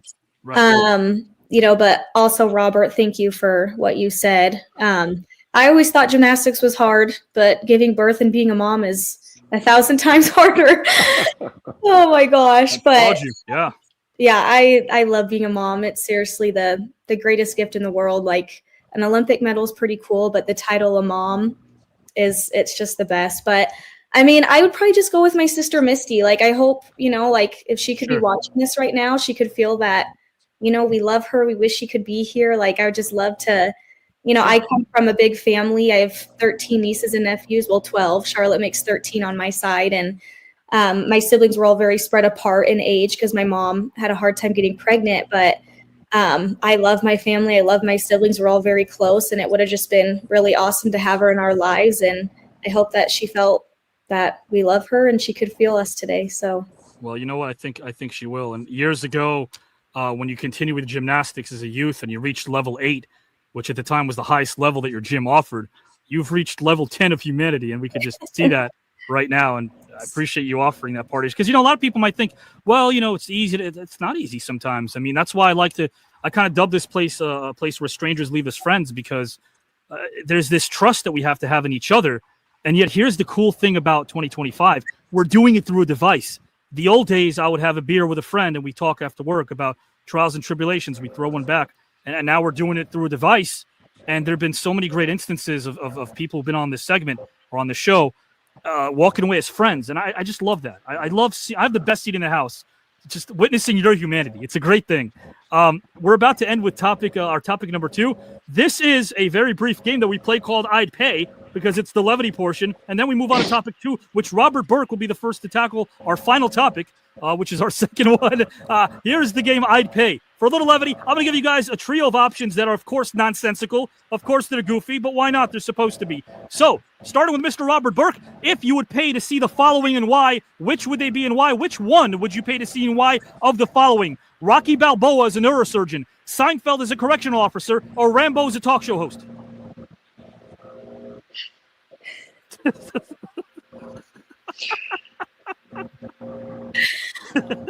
One more time, brother. Absolutely. If you had to pay for, I guess, God forbid, this is kind of a situation where you have to pay for one of these, which would you pay for to see and why? Rocky Balboa as a neurosurgeon, Rambo as a talk show host, or Seinfeld as a correctional officer? I'm going with Rocky Balboa as a nerd, because that's going to be bad. I mean, it's going to be funny. I hope he doesn't hurt anybody. But Seinfeld is a correctional officer, and what was the other one? Rambo, the talk show host. Yeah. I don't know. How much am I paying, That's a good question. No one's ever asked that. That's a good question, Robert. Okay. How much am I paying? So would you agree, though, that this is the one time where Mickey would ask Rocky to cut somebody? Because, it was cut me Mick. Now if he's a neurosurgeon, guys, he's asking him to cut him. But you wouldn't want Mickey in that room with you if you're Rocky, right? Like giving you that pep talk, Rocky. You don't want that. I just want to hear the medical speak in the Balboa voice. That would be pretty funny. That would be hilarious. And I love that you went with that. Mr. Artis Gilmore, just a couple of these, and we move on to, of course, our final topic. Mr. Artis Gilmore, if you had to pay for the following, which would it be and why? Rocky Balboa is a neurosurgeon, Seinfeld is a correctional officer, or Rambo the talk show host? Well, I'm thinking Rambo the talk show host. I can imagine getting up there and with the slow delivery of making sure his audience understood exactly what his point was and what he was trying to get across. So I would have to say Rocky. For I'd pay to see Rambo. both. You're right. Yeah, Rambo is a talk show host. That'd be incredible.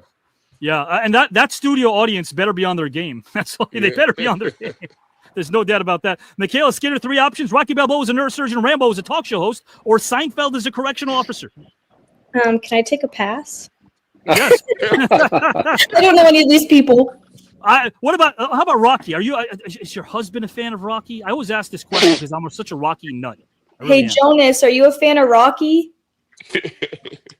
He would say so, yeah. Rocky, would he pay to see Rocky as a neurosurgeon? Jonas? See, I told you I didn't know people. Let's bring Jonas in for a second. That's okay. Jonas, don't be camera shy. Jonas, would you pay to see Rocky as a neurosurgeon? Rocky is a neurosurgeon? would you pay to see that? Would you pay to see that? I would if I'm not responsible for any damage.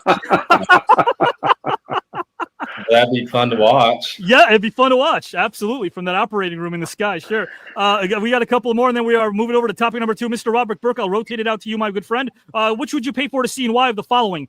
Hannibal Lecter is a regular cast member of 90210. Big Bird the Bounty Hunter, or Conan the Librarian? Big Bird the Bounty Hunter. Yeah. Yeah. Yeah, he's the right size. He's not a far reach from what was his name? I forget. Dog. Dog, yeah, no. And Robert, he also ran the streets of Sesame. Oh, did he? Was he the law enforcement there? Yeah, he was. He was kind of like judge, jury, executioner. He was everything there. Mr. Artis Gilmore, which would you pay for to see and why if you have to? Hannibal Lecter is a regular cast member of 90210. Big Bird the Bounty Hunter, or Conan the Librarian? Conan the Librarian. And his co-star was Will Chamberlain in The Destroyer. Yeah, absolutely. Remember that. And yeah. And the young lady. She's actually on our Olivia Dabo. She's on our network. Yes. Yeah, she was part of that. MyKayla, would you be fascinated to see Big Bird as a bounty hunter? I think so, actually. That sounds good to me. Yeah. Yeah, Big Bird as a bounty hunter. Well, let me ask you this: you're so focused, you're laser focused as a gymnast. If you see that guy in the stands, does that throw you off your game a little bit, or not really? No. No. Okay, that's good. That's good. Yeah. I mean, I'd probably be like, "What is that?" But then like come back, like. Yeah. Well, we got our last ones over here. This is for Robert Burke. It's our last trio of options for this game called I'd Pay. Robert, which would you pay for to see and why of the following if you could? We have Darth Vader, the wedding planner, Godzilla, the massage therapist, or Freddy Krueger, the personal trainer? Godzilla massage. Yeah. I like that choice a lot. I think because he would hit everything. He'd get all the parts, right? I saw this cartoon of somebody on one of those medieval stretch racks. Oh, and it said, I know it's a torture machine, but at some point on that torture machine, it must feel really good. Anyway. I could think of Godzilla being a great candidate for that. And Artis, would you concur? You're going a different way. Which would you pay for to see and why of the following? Freddy Krueger as a personal trainer, Darth Vader as a wedding planner, or Godzilla as a massage therapist? I'm thinking Freddy Krueger as a personal trainer. Yeah. I can imagine he would hit all the spots. But you don't want him doing wrist curls, right? No wrist curls. No. With the fingernails and stuff. Yeah. Yes. And he could also motivate you to wake up because you're not sleeping when Freddy Krueger's around. Yeah. So that's true. You That's got that. right. Of course, if we do pick him, we'll all be gone anyway. We pick him. But and MyKayla, we got Freddy Krueger, the man with the claws. We've got Godzilla, the massage therapist, or the last one is Darth Vader as a wedding planner. I have to go with Darth Vader. I feel like I would pay all the money to see him try to put up a white bride's wedding. It would probably just go back and forth like a funeral. I don't even know how that would go, but Darth Vader, you wouldn't want to be the caterer getting the fish taco order wrong with Darth Vader, wedding planner. I agree there.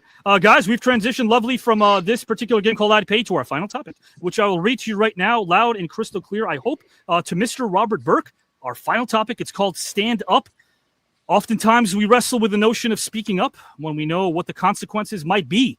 But what if we could change one aspect about the industry, organization, company, or federation that we've excelled in, maybe for the better? What would that be and why? And if you could select one deceased historical figure to help you make that change a reality, who would you select and why as well? Robert, whenever you're ready, good sir, the floor is yours. Okay. I'm going to switch things around a little bit. The industry that I've come up in is show business. It's acting with other actors. And what I would do is is going back in time a part of this thing? No. Absolutely. You can go back in time. Oh, okay. Sure.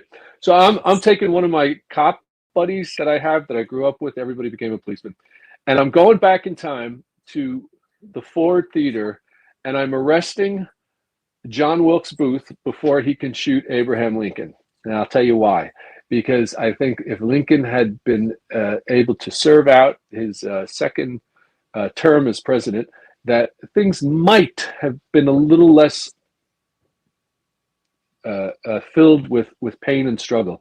The fact that he was shot and killed in 1865, and we had to wait until 1964 for a civil rights bill, speaks to the fact that things went all wrong again after he was assassinated.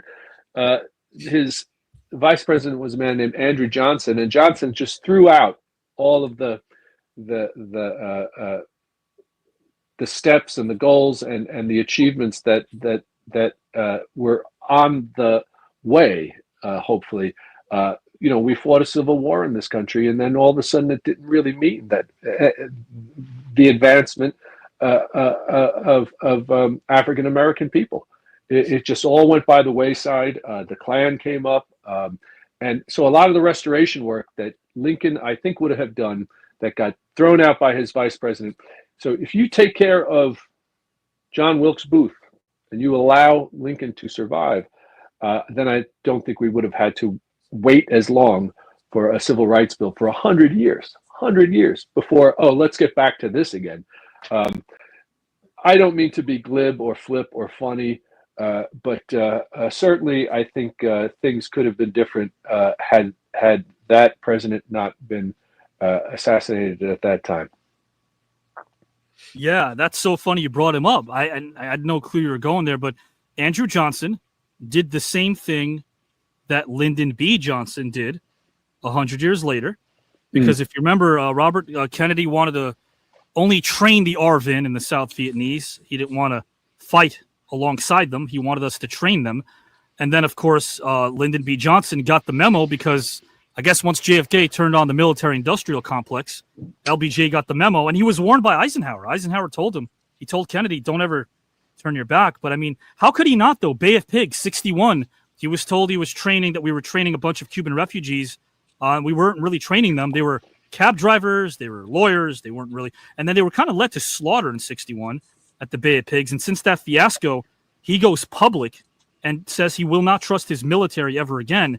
And much to, of course, those who and he will shatter the CIA into 1,000 pieces. Yes, that didn't go over well either. No. So it's so that correlation. That's so great that you brought that up. From one Johnson vice president to another Lyndon, 100 years later, as usually a lot of people do, they will essentially turn anything their predecessor, policy-wise, was trying to push forth. They will neglect that and turn it upside its head, and that's kind of what happened. So. Really cool of you to bring that up. I just found that correlation so interesting. What makes our country great are not only the ideals, but the people. Yeah. And it's a complementary contract. We have such wonderful ideals in America, and I think it would be just a great idea if on a daily basis we tried to live up to them. Amen to that. Amen to that. Well said, my friend. I totally agree with that. Right now, I'm going to turn over the same question to Mr. Artis Gilmore and then MyKayla Skinner. And guys, you guys can play along in the comment section as well. Mr. Artis Gilmore, our final topic is upon us. Oftentimes, we wrestle with the notion of speaking up when we know what the consequences might be. But what if we could change one aspect about the industry, organization, company, or federation that we've excelled in? What change would that be and why, Artis? And if you could select one deceased historical figure to help you make that change a reality, who would you select and why? Whenever you're ready, the floor is yours, good sir. Okay, I mean, that's, I would think, actually, I would insert myself back in time. I was a professional athlete for a number, long-term years. And I would like to travel back into time and meet some of the premier early athletes, especially minorities, blacks, that and would be their advisor and tell them and talk to them about how they could save their and what they would be able to do and develop and show them in the future. So, and the guys, including myself, not really having good representation as agents, were actually taken advantage of. And so those type things that I would like to bring to the light and today's athletes, they are really sharp and intelligent.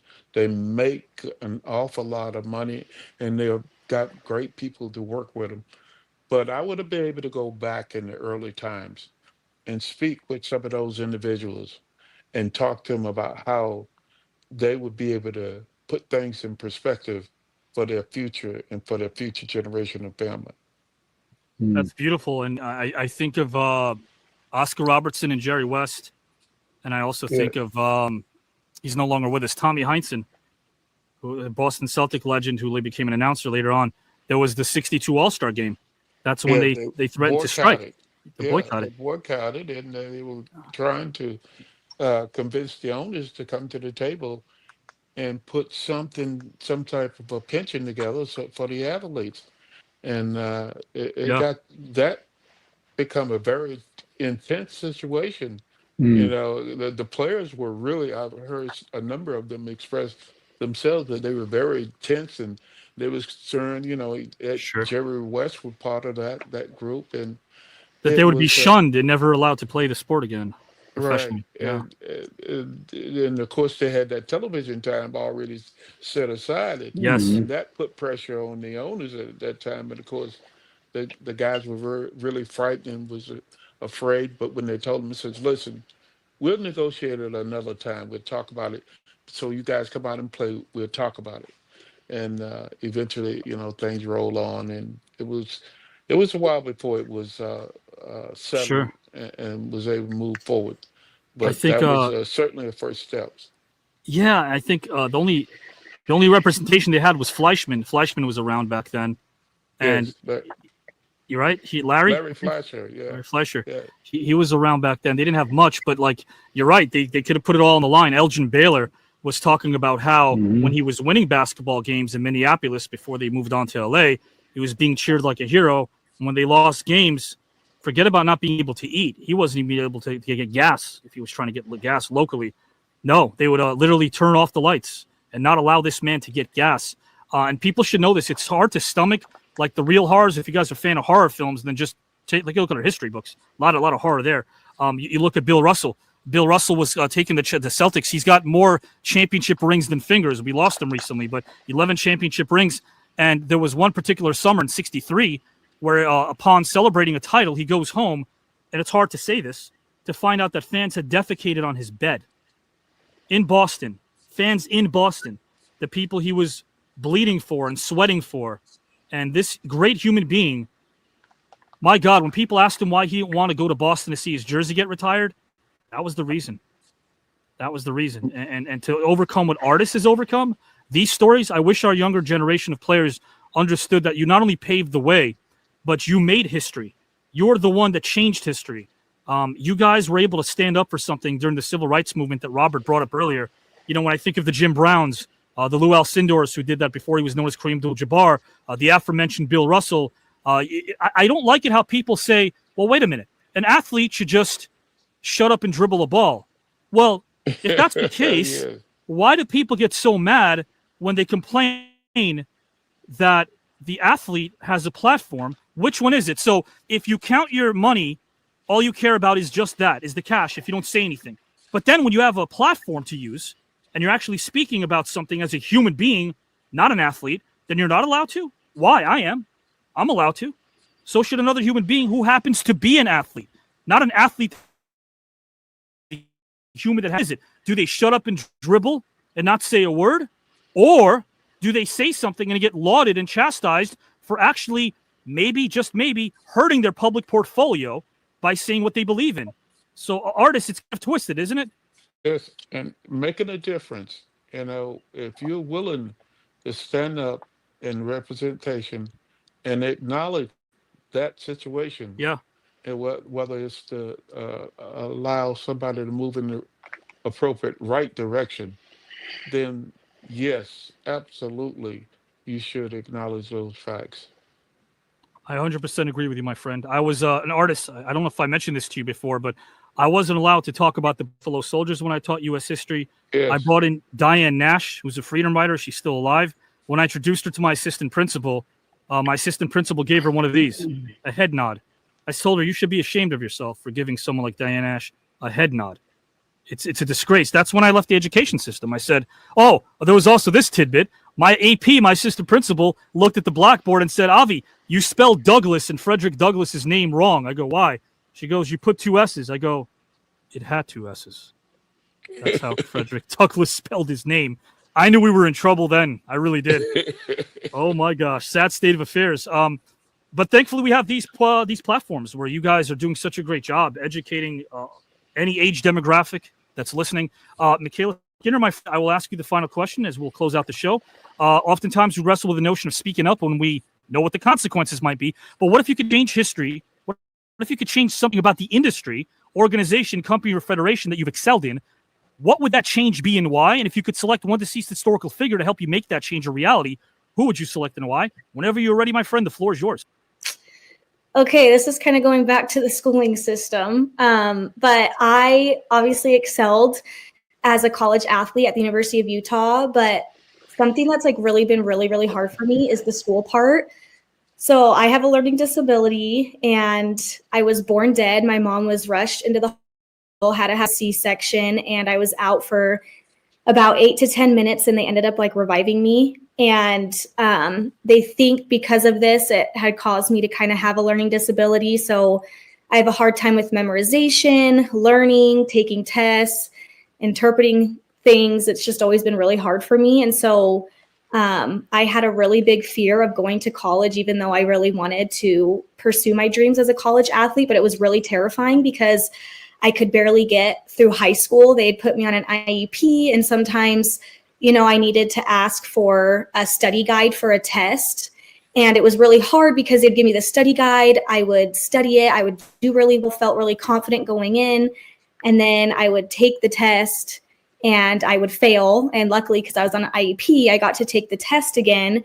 But it was just really frustrating when, you know, the study guide wasn't the same as the test and I don't interpret things, and it's just really hard, and it takes me a long time to, you know, study. And so when I went to college, it was so nerve-wracking because I always felt embarrassed my whole life. I never wanted to raise my hand or be called on because I was nervous I'd be made fun of.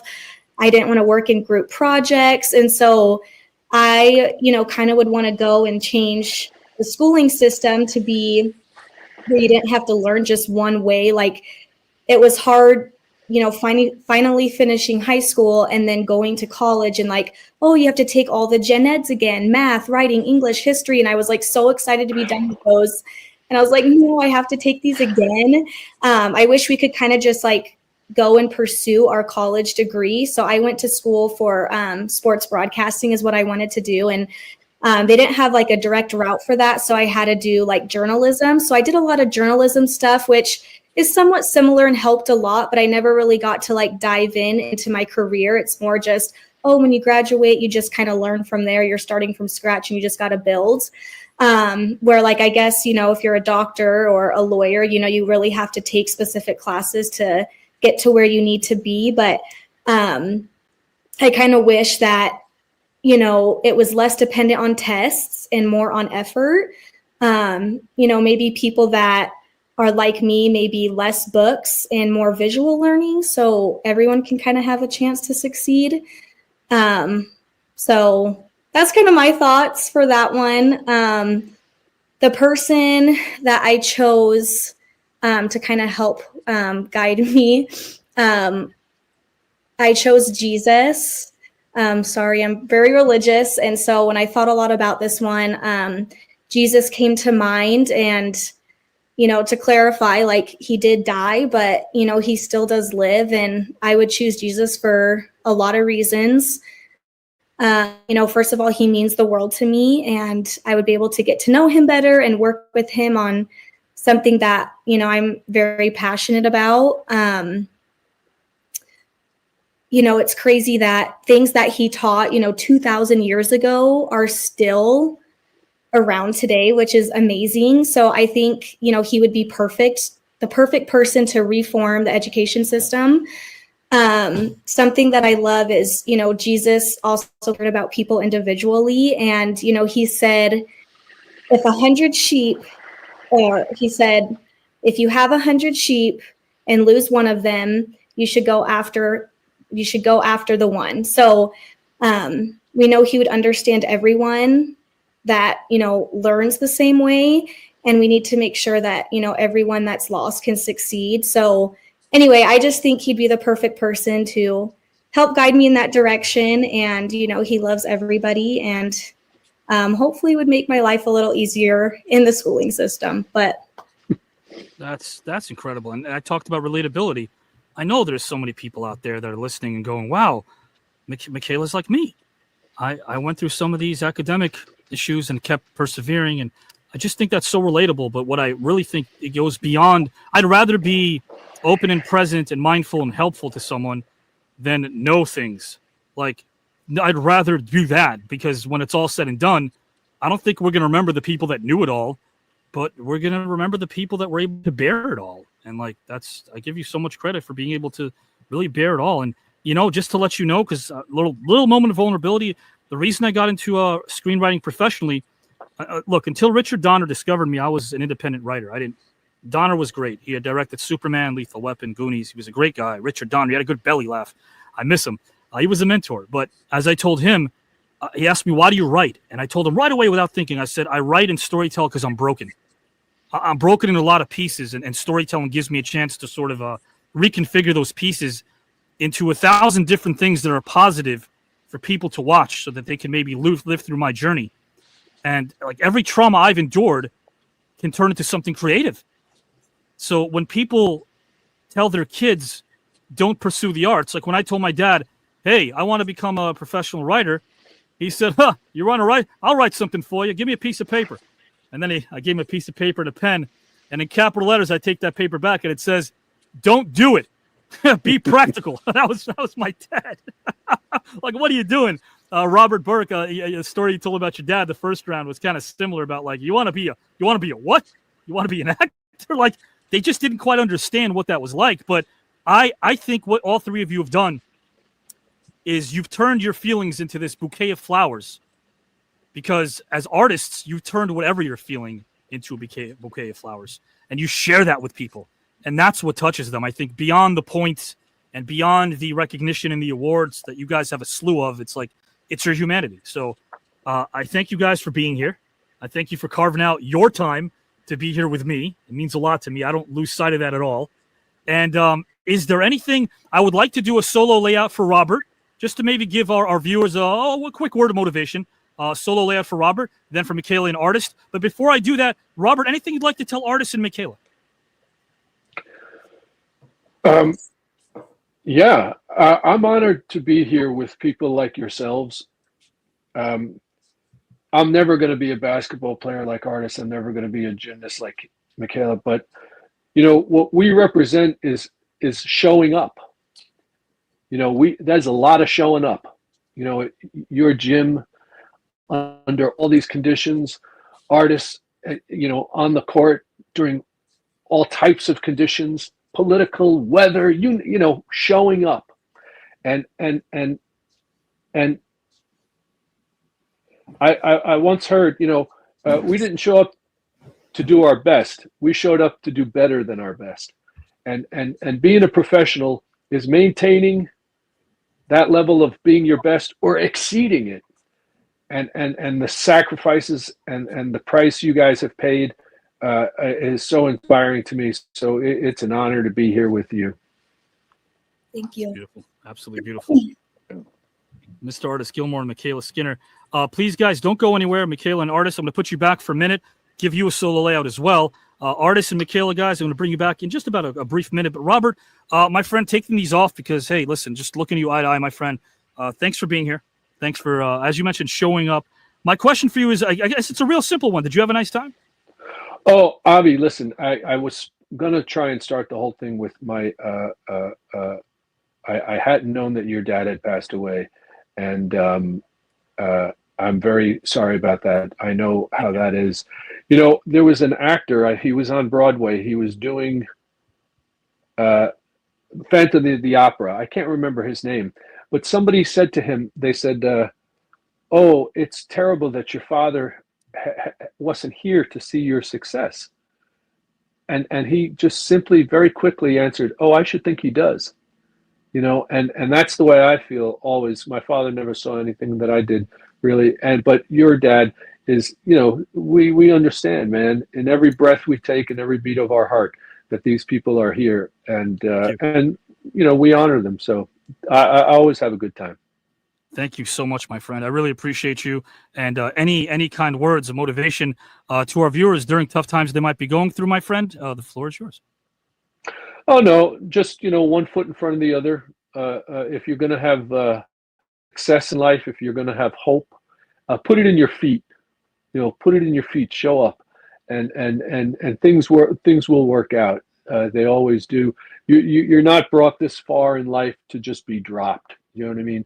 Hang in there for those next couple of seconds or minute or hour or day. And if you need help, ask for help.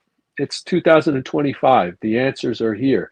There's things that we can do. You know, there are resources either free or, you know, people who don't have insurances and these type of things. But reach out, reach out, reach out.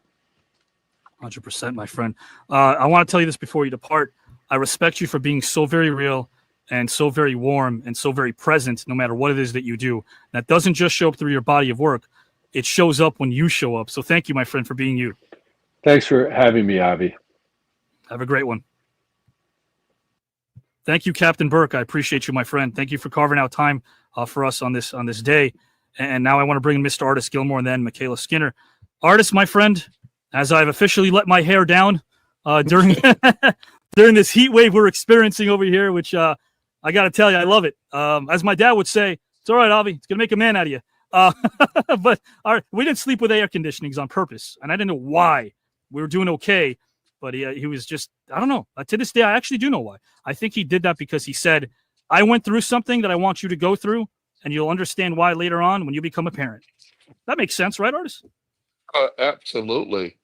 And Evie, I like to go back, travel back in time. You're talking about air conditioning. Wow. I remember delivery of ice, just the ice. Wow. No refrigerator, no electricity, just those things. And man, you think about the hot days, hot days, air conditioning. Oh, forget that. Right. Open up the window and yeah, which was not with pain, but just wooden windows. So it's amazing what you've been through, my friend. And like that's the just, thing about your life, that it's what you went through. But then, because, you know, again, growing up in the Florida Panhandle during an age of segregation, I mean, let's think about this for a second. For those that don't understand, I mean, not just having no clothes, no food, no shoes, because you didn't have those either. You would see tears in your mom's eyes because as much as she was doing, she felt like she hadn't done enough. But you guys never lacked love. Absolutely. And you know, that's always the bonding. And as MyKayla says, you know, she's a strong Christian, and so have I. But to have that positive image and believe and have faith in something, that is the one thing that really carries you and allow you to be able to move forward. As Robert shared, that it is so important to have that one aspect of your life that's going to allow you to put one foot in front of the other. So well said. So well said. And it resonates for me. Sometimes I think I do this because I'm the student every time I'm here. I'm learning. And I think no matter, you know, it sounds cheesy, but I always say I'd rather be sappy than cynical in life.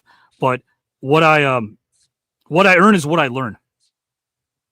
What I earn is what I learn. You know what I mean? Monetarily speaking, it's great to write for a living for an amazing studio. It's one of the best in the planet. Sure, I feel honored to be part of a select group, but like to be able to do this, that was never financially motivated. I did this because I didn't want to be some podcaster, but I wanted to be able to remind people that you're not in a box just because you're an NBA Hall of Famer, an ABA Hall of Famer, and Robert's an award-winning actor, and MyKayla is a many times over a medalist and just incredible talent. You guys are like not in a box. You're not under a microscope for the world to observe through their lens. We have stories we can share that are similar. And then by the time the second segment is over, I'll share with you a story. These guys over here, Progresso Soup, I've been so entrenched in these stories, I forgot to even mention these guys. Progresso Soup. Here's a 4-pack, guys and gals and pals who are watching. I recommend that even in the summer, store some away because you never know if you will need some soup in the wintertime. Now, Artis, I want to say this. I have an executive here that I speak to all the time who says, I've noticed that by the second segment, I'm not really thinking about the resumes anymore. And I'm like, bingo, that's it. It's not about the resume at that point. It's about your humanity. And I want to tell you this as I do over the phone when we talk a lot.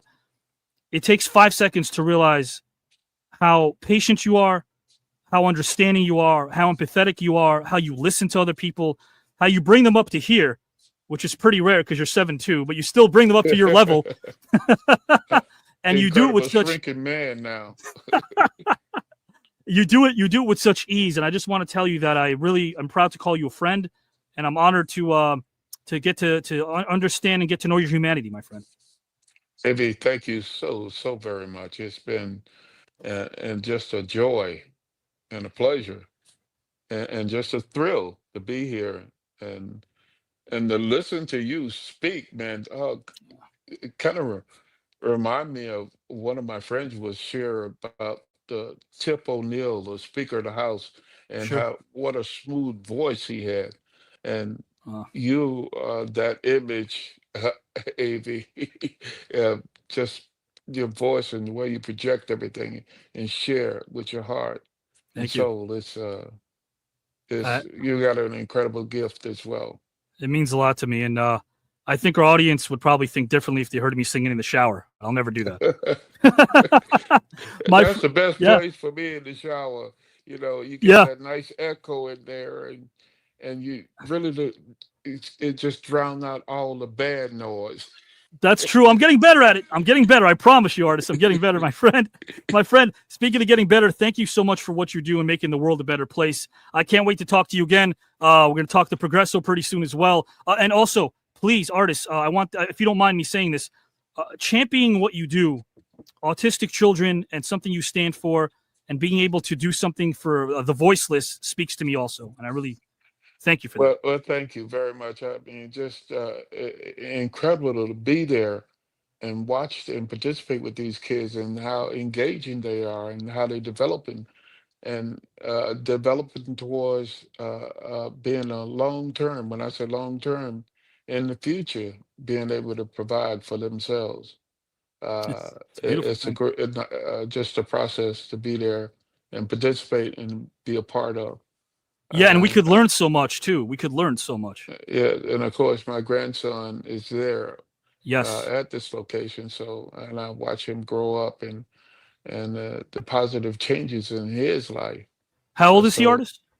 He's 14. In July 19th, he's going to be 15 with his twin sister, Mia. So that's beautiful, man. Yeah. Thank you for representing those that don't have a voice. My friend, I will be in touch with you very soon, and thank you again for your time. Absolutely, AD. Thank you for having me. Thank you, good sir. I appreciate you. Artis Gilmore and Robert Burke, Captain Robert Burke and Mr. Hall of Famer Artis Gilmore. Yeah, great resumes, huh? But what about them as human beings? We're honored. I'm honored. And I'm honored to bring in MyKayla Skinner right now, who, MyKayla, I know you're probably sitting in the back originally going, wait a minute, I don't have a video package. Not that you would say that, but it's like, now it's your first time. Second time you're back here, you get your own video package, which is kind of cool. But what I really, really appreciate about you is you went to places that a lot of people wouldn't expect because, again, all they see is the Olympian, the person who's won so many different medals, the person who's, obviously represented our country, but then you're sharing a part of yourself that's allowing the viewers to realize, hey, I've been in her shoes before. So thank you for doing that. Yeah, thank you. Thanks for having me to be able to share my stories. It's, listening to those legends talk, Robert and Artis, like they've inspired me so much just with the last few hours that we've had with them, and they're incredible in the things that they're doing. And I've just been so touched. I mean, one being an athlete, one being a firefighter, like it hits pretty close to home. It's, they're doing so much good for our world. And I hope that I can, leave a mark just like they have in the future. Something tells me you will. And again, special kudos and thanks to Jonas for playing along again in our game I'd Pay. I love his response. So quick. I love that. That was pretty cool. I don't want to embarrass him, but he's 6'7", right? 6'7"? 6'7". Yeah. Love that. MyKayla, you had a nice time? Yeah, this was seriously such a blast. I was so excited to come on here, and yeah, again, just love being able to share a little piece of me. We're all human. We all make mistakes. We're all just trying our best at the end of the day. And, I wouldn't be where I am without the failures that I had and the trials that I've been through. They've taught me, they've helped me grow. They've taught me how to be a good mom and how I want to, inspire my daughter to go and chase her dreams. So yeah, it's been incredible. Hard, but anyway, yeah, I've had so much fun being here. I'm glad. I can't wait to see you again. And thank you for that. I just want to say the same to you. Like your presence is a present, because again, it takes 5 seconds to get to know. And I say this from the heart. I don't say something I don't mean. I'll be polite and not say it, but if I mean it, I'll say it. Robert, yourself, an artist, you'll have that one quality that I loved when I decided to put this trio together. It's when you're on screen and when you're engaging in a conversation, I love your ability to listen to others, the way Robert, an artist, did. I love the way that you're able to take in what somebody's saying. There's such a generosity to that. There's such a kindness to that sometimes we forget. Like we forfeit those things because we're so busy in a mad dash to the finish line and people are trying to become overnight stars. But like for you to be able to listen and absorb and tell your story in such a wholehearted fashion, you're awesome. You really are an awesome person. And I thank you for carving out your time with us. Thank you. That really does mean so much to me. It really does. Absolutely. Absolutely, my friend. You have a great rest of the evening. Thank you. You too. Thank you. And again, guys, to those backstage, Artis, Robert, and MyKayla, if you need anything from me right after I turn the old signal off, feel free to call or message me for anything. I'm right here for you guys. Thank you for being here for our audience as well. I know they appreciate that. And guys, I'm not going to give you something cheesy. I know you guys, it's a Saturday night. Everyone probably wants to go and have fun. But thanks for engaging and sitting here for these couple of hours and really giving us your time because you mean a lot to us. And share anything you want with us. We'll always be able to give you the time that you deserve as well. And remember something, guys. Flashy doesn't mean freedom. Flashy doesn't mean freedom. A lot of times we might want to flash what we have or what we've gained, and that's great. Be proud of that. Be proud of your accomplishments, but be captivated by conversation. If you're captivated by conversation, you can't go wrong. So the hell with controversy and the heaven with conversation. Get the controversy out. You don't need that. Always remember that if you are resilient enough, like a MyKayla Skinner, a Robert Burke, and an Artis Gilmore, the greatest teacher in life you're ever going to have is your own experience. So don't ever stop. Thank you guys and gals for joining us. And the floor is now officially yours. Hey, Miranda. Hi, Giselle. Oh my gosh. Not expecting that. And how well did they all gel? We've got a storyteller, an actor, and a firefighter, all the same person, a captain now. Right. We've got multiple Hall of Famer in multiple Halls of Fame, Artis Gilmore. And we have MyKayla Skinner here. And wow, that respect, that, as Avi said, that ability to listen. They were so in tune and so invested in what everybody had to say. This was a really good one. How do you feel after watching this?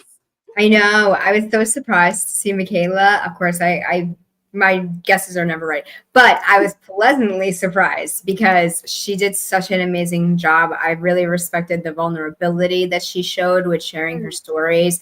And like you said, all three of these people are very accomplished people, but not only that, they're very genuine and humble people. And all of them show vulnerability, talking about their families, talking about their, experiences that they've had personally and professionally as well. And my mind is just blown. I know. And we have our votes starting to come in already. This is the hard part.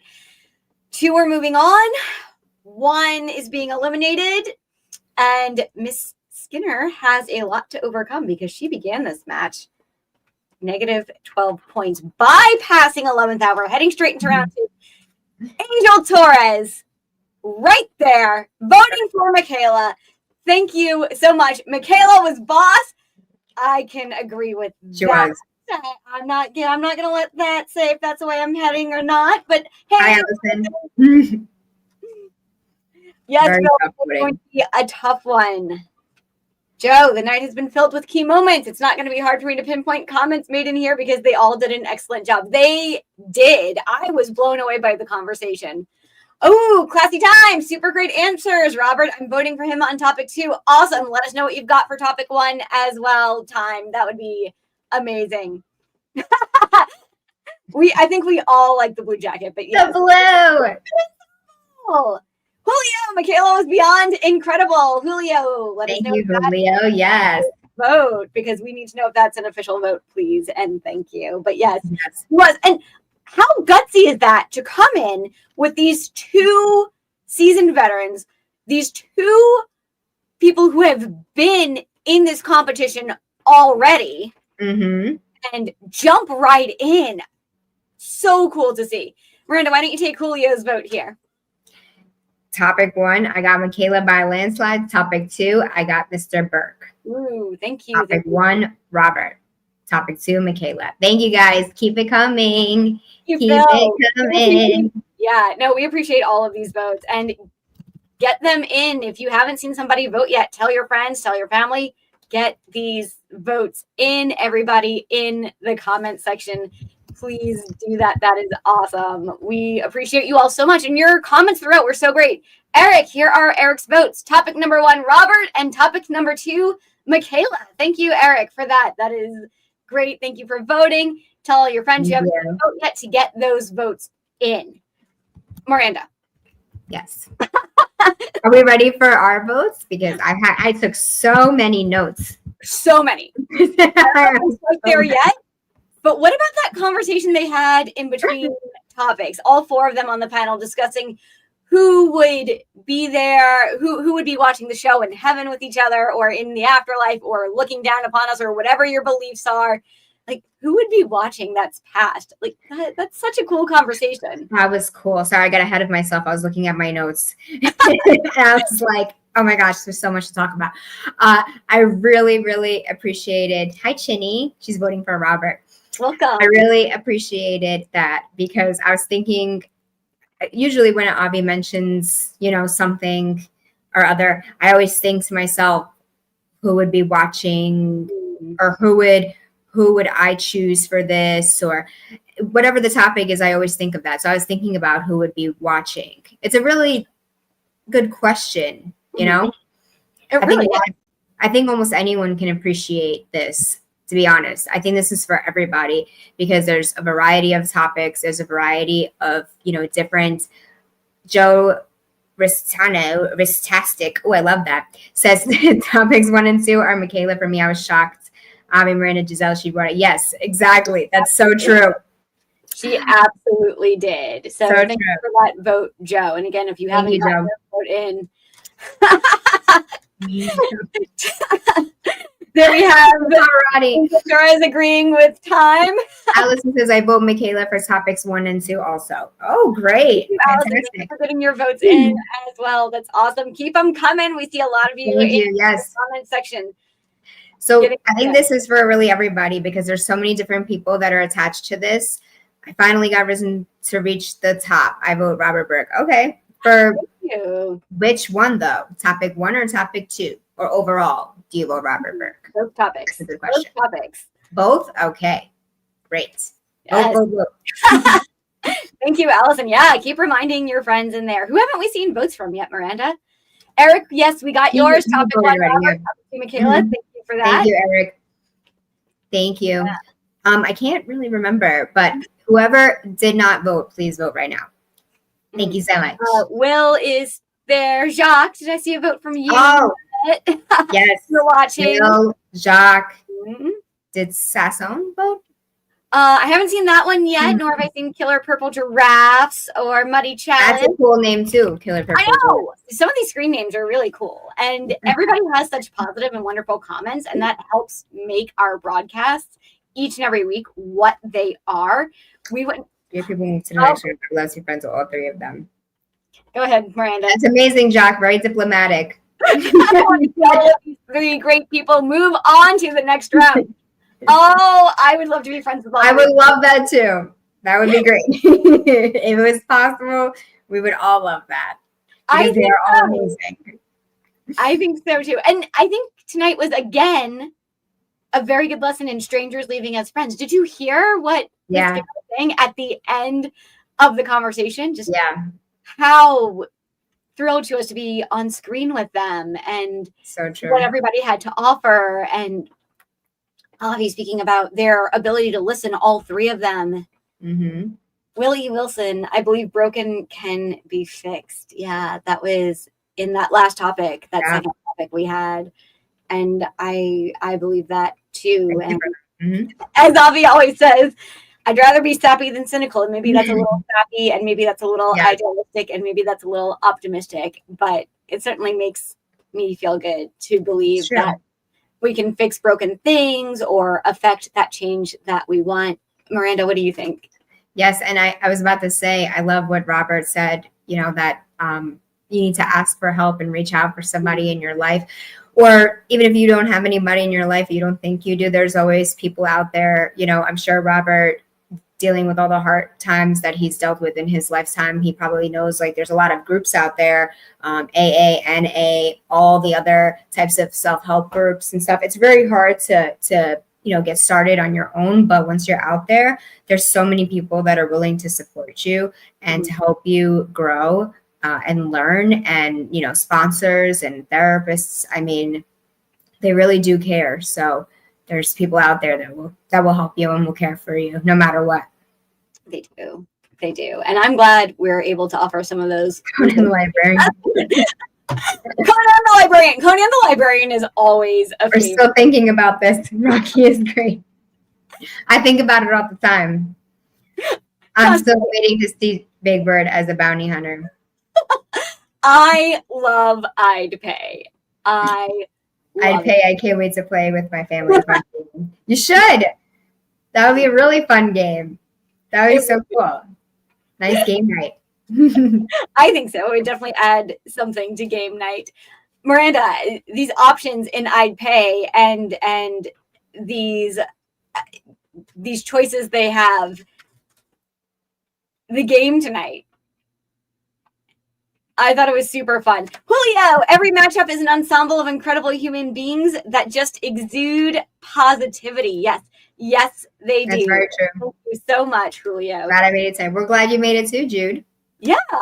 No, we love having you here all the time. That is awesome. Thank you so much for being here tonight. You can tell. This is for Avi. Miranda, why don't you read this out loud? You're an angel on earth. You could just tell by the way that you pick your celebrities to go on your show that you're just an angel on earth. No doubt about it. Bless you. Love you, Avi. That's so sweet. Thank you so much for that. Well, it's not towards me, but thank you anyways for Avi, because I know he's back there saying thank you as well. And John says that his dad would have really loved this show. Sure. Yeah. Mm-hmm. That's so nice. Probably.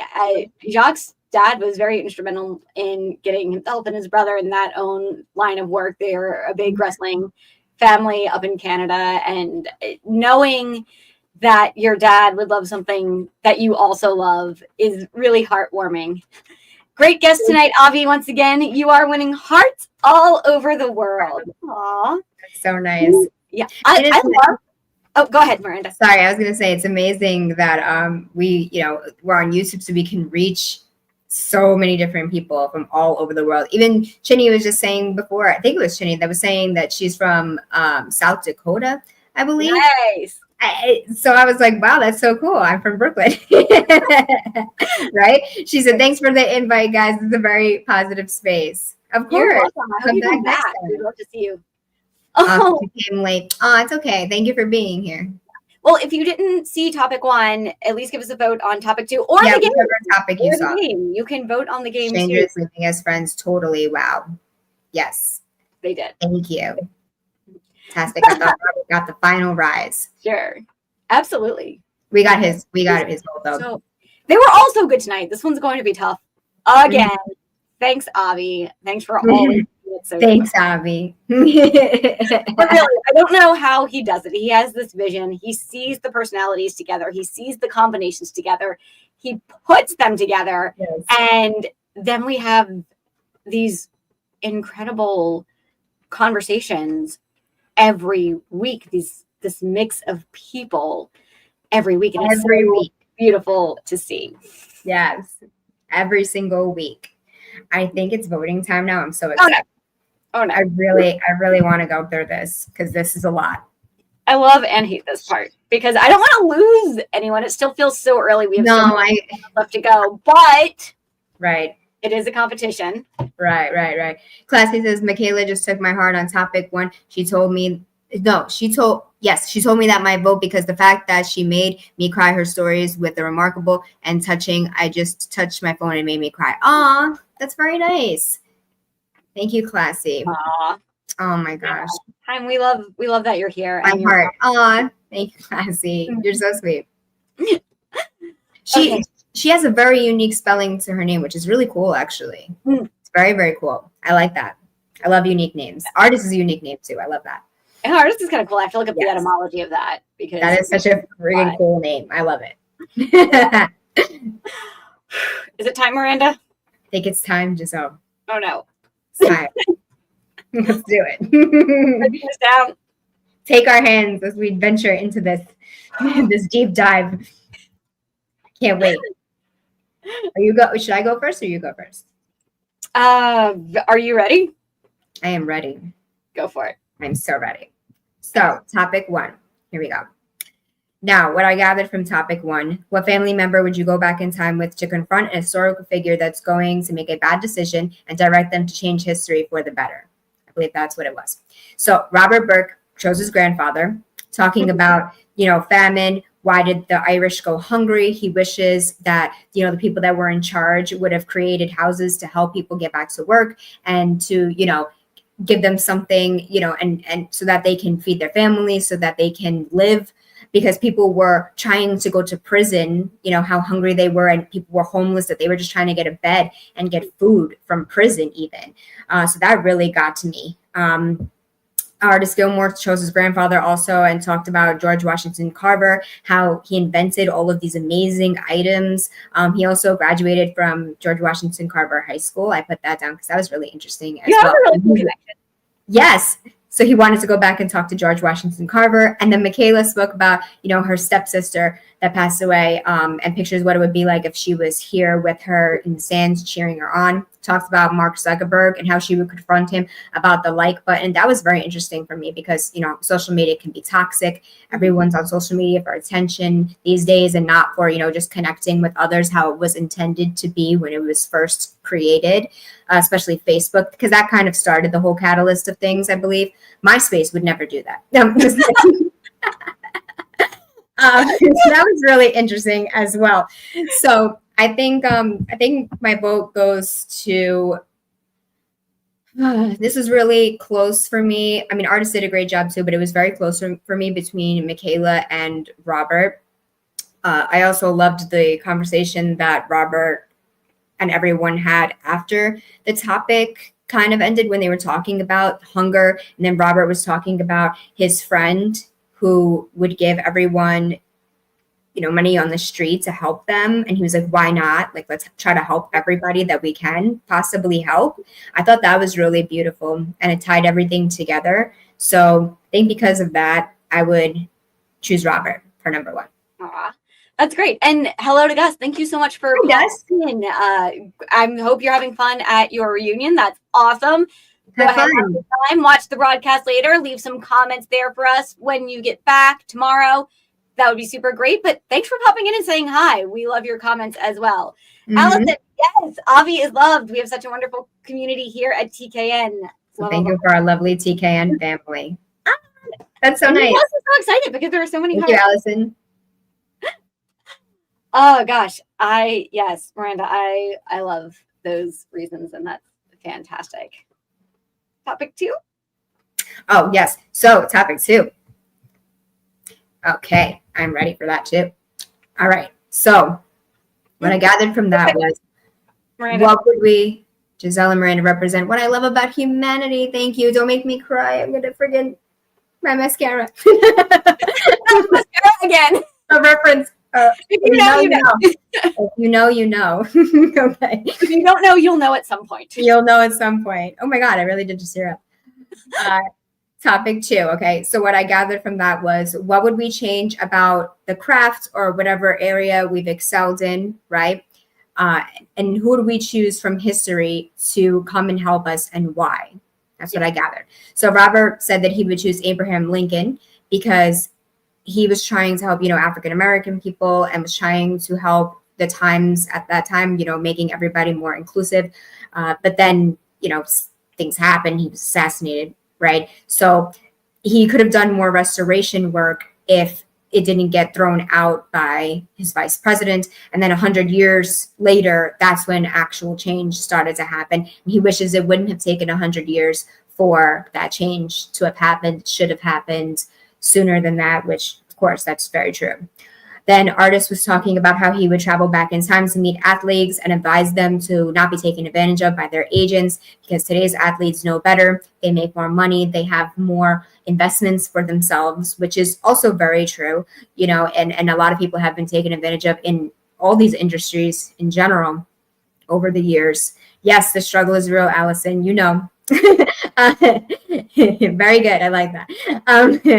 And then MyKayla, I'll just say this right now. MyKayla won this topic. Sorry, I have hair in my mouth. She won this topic for me because she was so vulnerable.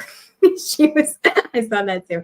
She was so vulnerable with what she was saying. So number 2, I vote MyKayla because she was talking about how she has a learning disability and she had issues in school, how she was born dead, basically, and she had to be revived, and her mother had pregnancy problems. So that kind of had an impact on her. And she had an IEP growing up. She was always very nervous to answer questions in school. She was afraid she'd be made fun of. And she wishes she could go back and change the schooling system with the help of, this was very interesting for me too, Jesus, because she's very spiritual and religious, and she was inspired by Jesus and all the amazing work that he has done and how he's guided her in her path as well, which I thought was really beautiful. I like when people talk about, their backgrounds and their religions with conviction and with pride, because you should, you shouldn't be ashamed of that. You should definitely, if you believe in that and that's helped you through your journey, you should definitely talk about it with conviction and pride. So I really loved that so much. And I appreciated, again, like I said before, her vulnerability as well to talk about that. And so that's why I'm voting for her. That was great. I also love during the game, during I'd Pay, she didn't know who Rocky and Rambo were. Yes. Confession, I've never really watched a whole Rocky or Rambo either. So I know of Rocky because, he's like a classic. I mean, everybody knows who, well, almost everyone, not MyKayla, but everybody knows who Rocky is, kind of. So like, that's how I know about him, but I've never actually watched a whole Rocky movie, which is crazy. No, I haven't either. Yeah, but I thought that part was funny. You haven't? They're very much in the cultural zeitgeist. It's pretty hard to not have at least seen a picture of them in some form or fashion. They even turned Rocky into a musical, so he's still there. He's still living. He's still kicking. He's going around. Yes. That's true. That's true. Are we voting on the game? Because I do have a vote. I think we are.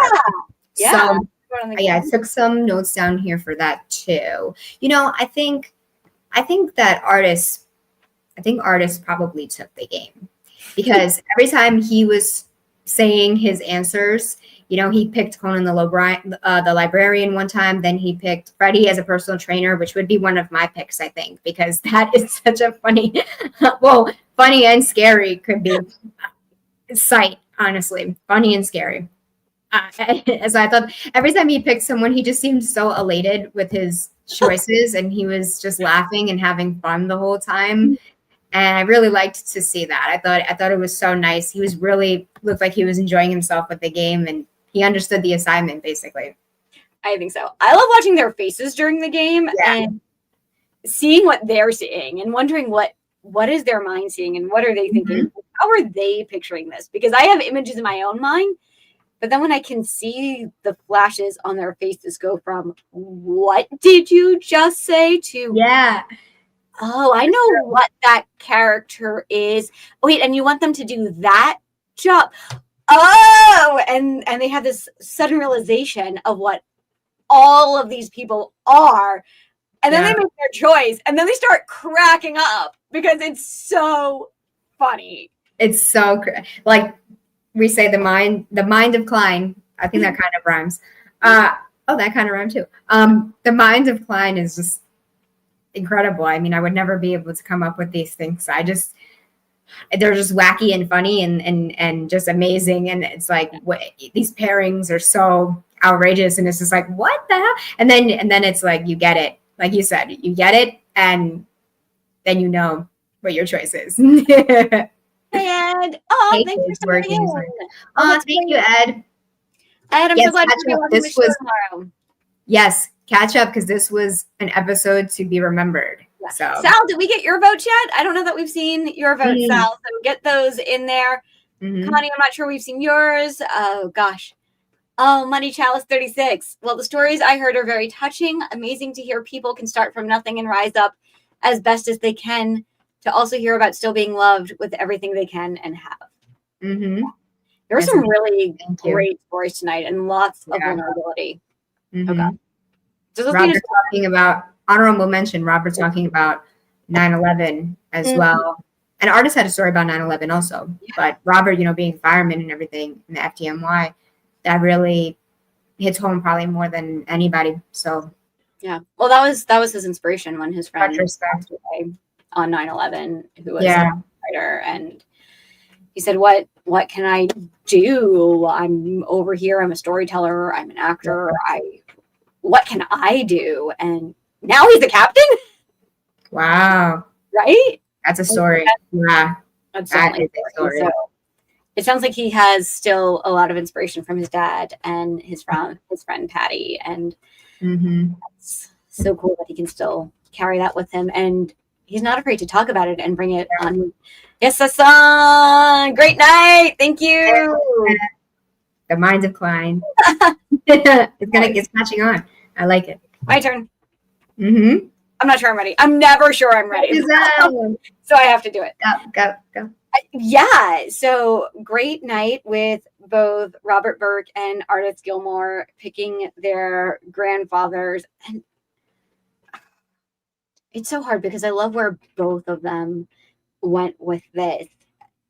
And Mr. Burke connecting the past to the future and choosing something that's still ongoing that we should be able to solve by now, that we don't know why we haven't been able to, and seeing this progression through time, that it's not a one-time thing. It's happened in different cultures. It happens across countries, across time spans, epics.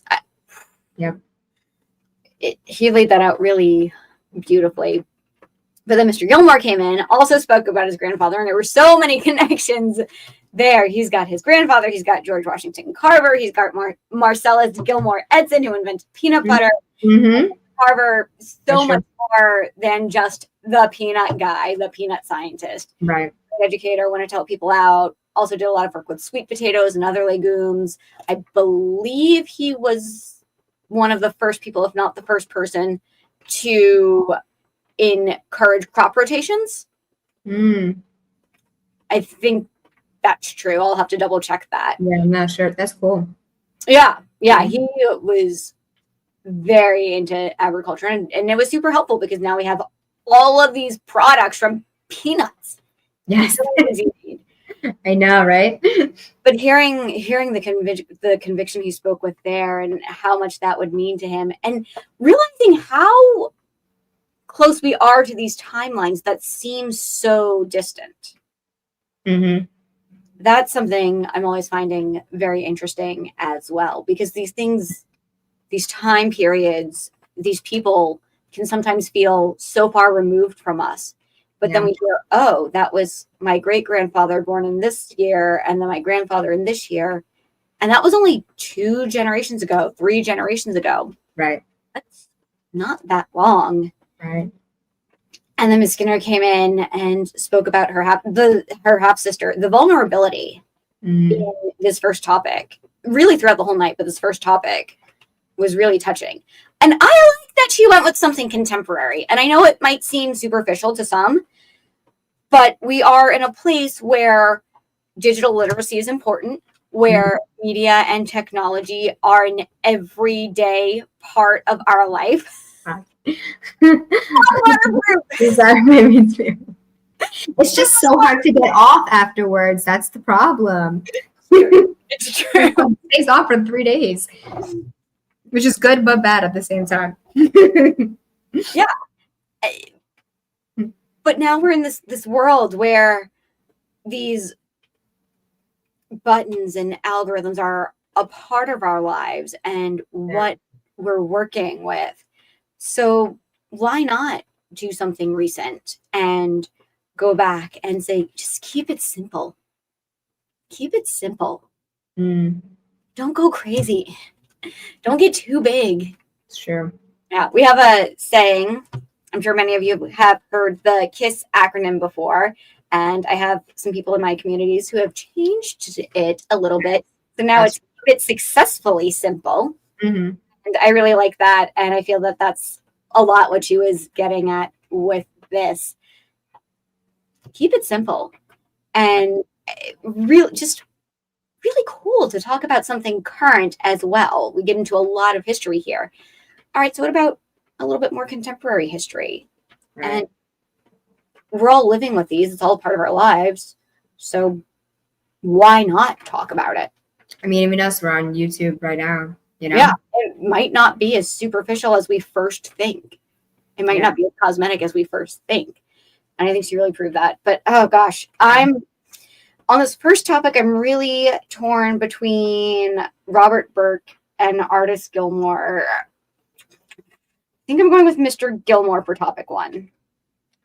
Beautiful work. Hey, good evening. I have to go work tonight until tomorrow. Oh, thank you. Sending love your faces. Thank you, Time. Great Thank being you. Thank you, Phil. Thank you for your vote, Giselle. So you're voting for Robert. For Artis for topic. Oh, Artis. Yeah. Okay, thank you. My youngest was born C-section, almost died because the umbilical cord around her neck. Her name is Brooke. Oh, well, I'm glad. Hopefully she's okay. Yeah, I'm glad that she made it through that. That's really difficult. And that you made it through that too, Classy. Thank you for sharing that. Okay, so yeah, Artis, God bless Brooke. Yeah. Artis really did an amazing job as well. And like you said, though, it was very interesting that just to go back to what you said about like it being a recent historical figure. When you think about historical figures, a lot of the times you might think of somebody who was living a really long time ago. But Mark Zuckerberg is now, or he will be, like an historical figure, you know, because he did something so huge that it's going to be remembered forever. You know? Oh yeah, he changed the world as we know it. Yeah. So he's living history right now. So I think it's a very clever choice. Yeah. So great job there.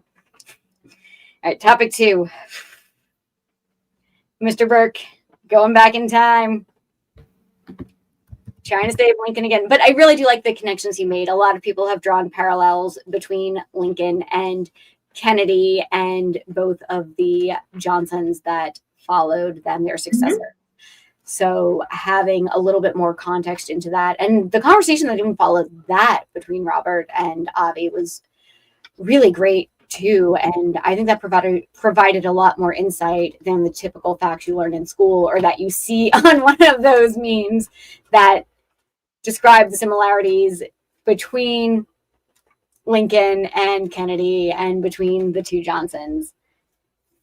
Very cool to see that come up in this context and how that would change it. And hoping it wouldn't take 100 years to affect the change that was beginning there. And I think we can all agree with that. True. Then Mr. Gilmore inserting himself.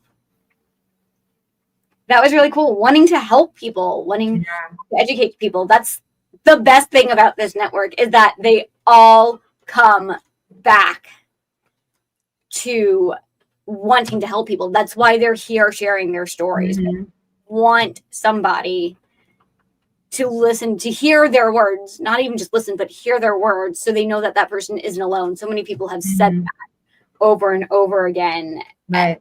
Just wanting to help these younger early players put things into perspective. And then MyKayla comes in with education, and there are so many different types of intelligence and education, and there's a lot that needs to be changed with the education system in general. It's a huge overhaul. It's going to take years, decades, but having those options for people who might not test well in one format, who might need a little bit of extra help in some way, but can still do it. Like, we know she's smart. She's an Olympic athlete. Right. But yeah, there's a lot of different types of intelligence. I think you just said that. It's very true. Sorry, I laughed. Classy said we should make Freddy Krueger a nail technician. That might be one we add, class. That was a very good one, Classy. Thank you for that. And I do love that she also chose Jesus for this. He is a rabbi, educator, leader, and accepted everyone, was constantly telling people from the stories we have written down what was, how to be a better person, how to be a good person, how we can help others, how not to judge. So for the second topic, my vote is going to MyKayla Skinner. Awesome. Very awesome. What about the game? Oh, God. They were all fun in there. Robert Burke had a lot of mulling things over and really working out the intricacies. Yeah. I had a lot of fun just trying to figure out who a lot of the people were. I might go with Artis as well on that too. Absolutely. Yes, Artis love that. I love that. Yeah. So are we official? We've all got our votes in. Official like a whistle. Comments. We voted on screen. Is it time? I want to know who has advanced and who is drum roll. It's very important, guys. Somebody is not going to be here. Well, no, they'll be in TKN, but not in the tournament. Nope, they'll be eliminated. Yes, from round 2. This is. I collect myself. Really. Ooh. This part's always bittersweet. I hate this part. I know. Okay. It's very, very, very different. Are we ready? Ready? Drum roll. Ready. Oh, I didn't run my mouth enough. Sorry. Should we try that again? Okay, at the same time. And drum roll.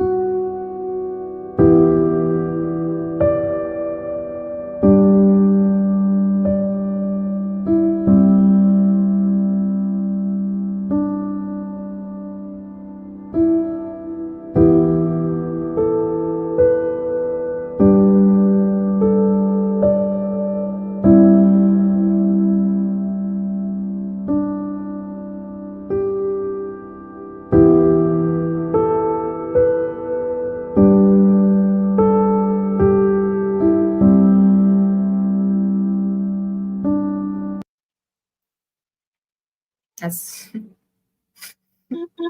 that like just made me emotional. Congratulations and great job to Mr. Burke and Miss Skinner for advancing to round 3. Yes. Especially MyKayla started with a negative 12. Yeah. So 12-point deficit. And she overcome that and went beyond that. So that's amazing. Yes, congrats to them. And Artis will be with us at some point. Oh, he's definitely part of the TKN Yes. family forever. Yes, always. And there's a small chance we'll see him again. I have a poem I want to read to Artis. Oh, please. Artis lost his daughter.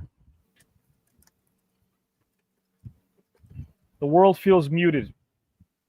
Colors turn to gray. Since you left my daughter and took a piece away. My heart, a shattered mirror, reflects the pain of what was and what will never be again. I search for solace in memories I keep, of laughter shared and promises so deep.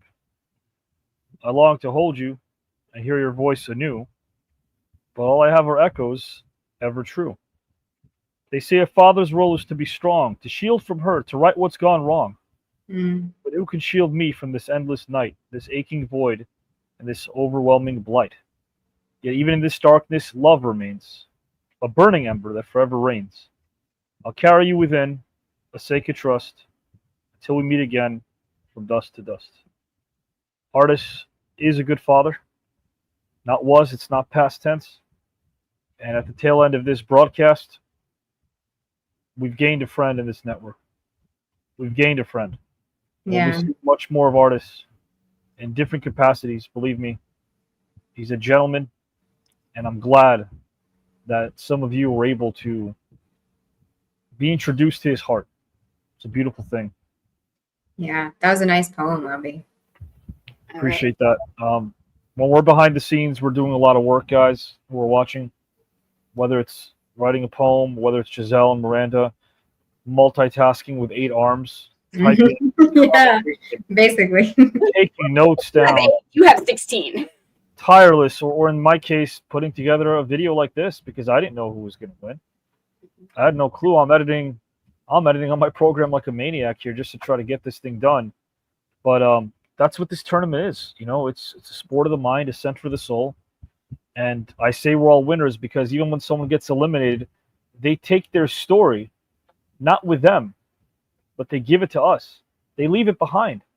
And all we have to do is click on a past broadcast to be reminded of what we've learned from said individual. So thank you, Artis. And hey, you want to talk about overcoming the odds? Kayla Skinner. Anyone who gets in this second round and bypasses 11th hour has a tall mountain to climb, and she climbed it. And she's in, guys and gals, round number 3. We will see her again. And we will also be seeing Mr. Robert John Burke, who is advanced. And I want to know if you guys, at the tail end of this thing, I got to say this, okay? I'm about to cut to the outro, but I can't begin to tell you the amount of goosebumps that I have that propel me forward when I'm watching something that I've already seen. And let me be honest, I've already seen the humanity under this umbrella, but I'm addicted to it, and I want more. And I want more. And every time I see the positivity in the form of a comment or an expression shared to us by Giselle or Miranda or a Kelly White or a Phil or a Howard or a Pete or Joe Rositano, and all of you in the comment section who are commenting, you have names.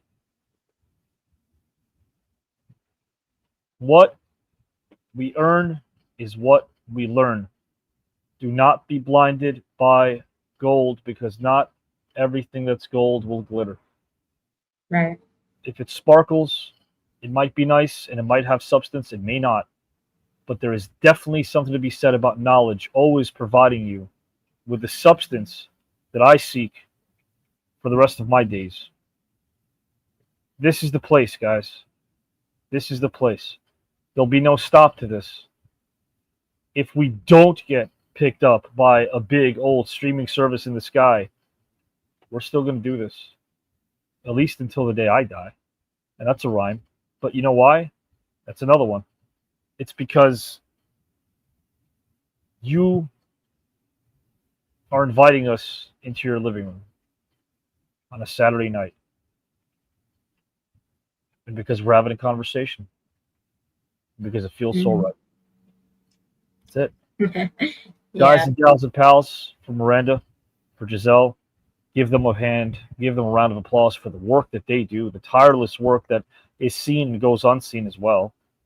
What they do as hosts, as competitors. In case you want to recap, Miranda's up 2-0 in her best of 7 series against Phil. She's halfway into making it to round 3 herself. Giselle's there as well. And guys, it is the tail end of this thing. Every week we're seeing a bevy of incredible human beings who happen to be legends. And legends in this tournament will fall, but they will always rise to be a part of TKN. Final lap, round number 2. Final lap, round number 2. Who's left? Not many. Not as many as you think anyway. Right. So guys and gals and pals, if you watch this outro and you stick around to the end of this video, you got to stick around. You will see who's next. But first, here are some of your choices and selections. Here are some of your favorites who are still in round number 2.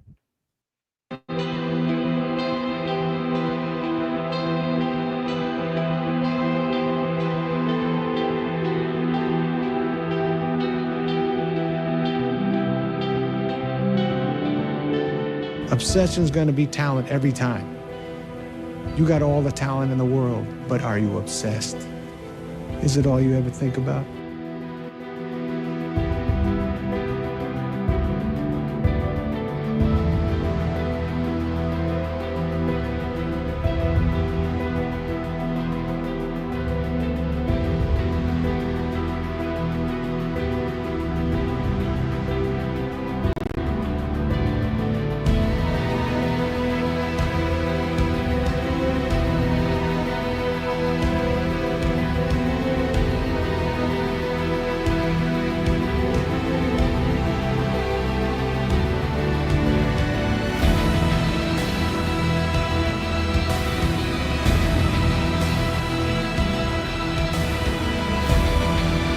I had an incident with my daughter last night, actually. Of course, she's my daughter, so I think she's gorgeous and amazing and beautiful, and she is.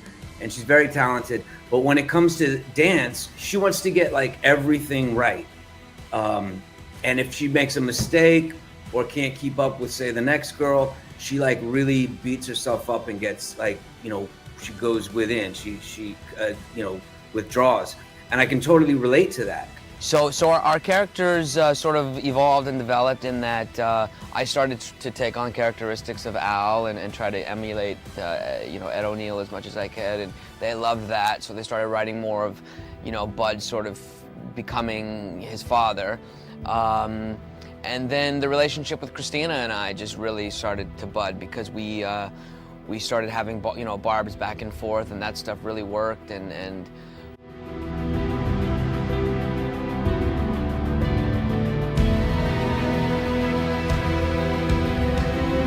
in high stress situations, what he would do is he'd say mellow, it's kind of to kind of like a hypnotize a mellow, and what that means to me is is patience.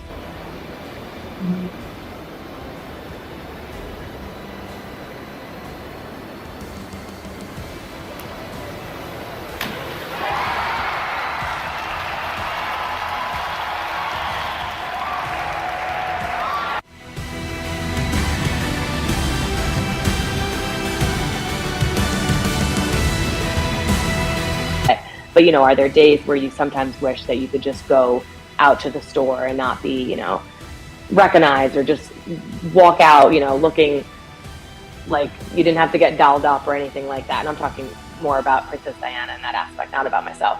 One of my favorite opponents has been Asuka, just because of her energy, like her experience. Obviously, she's just so good.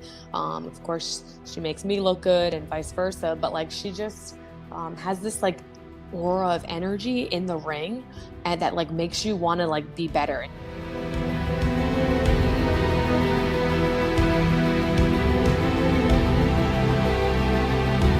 if you're listening to this, that must mean you're alive, and life changes. And if we're going to change, we have to adapt or die. And more important than anything else, X-Men was about a human dilemma and masquerading as certain things, and you cared about the characters more than the special effects or the comic books or anything else.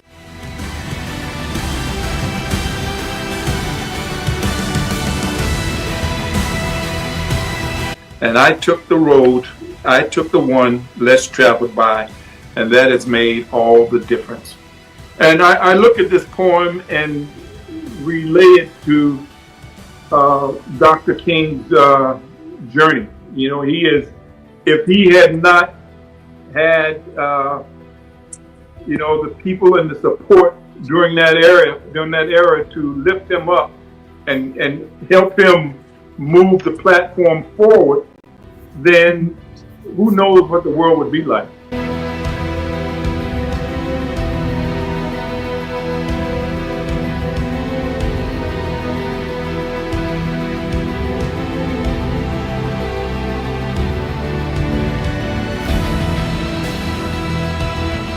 May have a little gray hair. I may have some aches and pains, but you know what? The Lord woke me up this morning.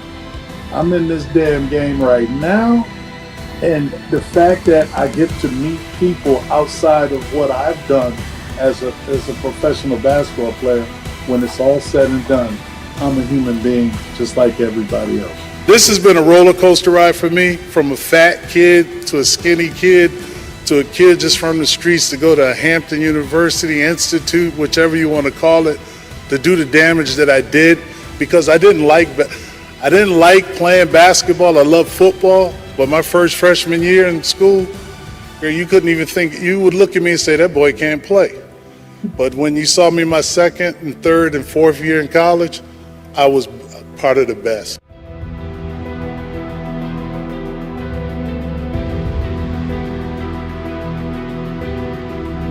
That was, of course, a time when women came out very powerfully in this world, because you know why? Because we were needed. We were needed in the factories. We were needed to help keep this country going. Oh, you mean my room? This is no room.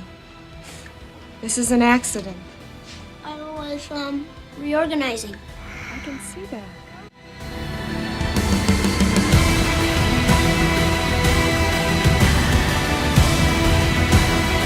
From, it's very dark, and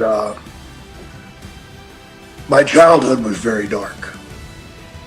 You know, being passed from home to home, being abused throughout, and still having a little hope and dreaming of hope. No. You ask everybody, and they'll tell you nothing beats experience.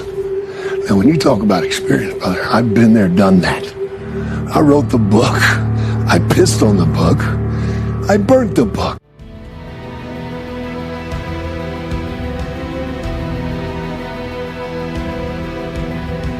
Talking to soldiers, and not only talking to soldiers, but befriending people that work for Halliburton who were rebuilding the country, and they were rebuilding that country at a cost. And yes, it was about money. And then you had one of their allies, Japan, in the position to take over the whole Orient. And then you had Italy, I don't know, possibly being a ruler over North Africa. Because when Sherry talked, she meant what she said. And when we talk, we meant what we said. When we said we was coming to kick your butt, we was coming to kick your butt. And Sherry made sure you got your butt kicked, because she put it on the line. You know, like if she got knocked out because she was trying to keep her boys with the titles. not just there. If you understand what I'm saying. One, I want to give Black people opportunities in wrestling that would not have gotten those opportunities had somebody saw that they have all the skill set for wrestling. They just don't know that it exists for them. And overall, I mean, Bryan Danielson is as lily white and as you could be, but his talent was undeniable.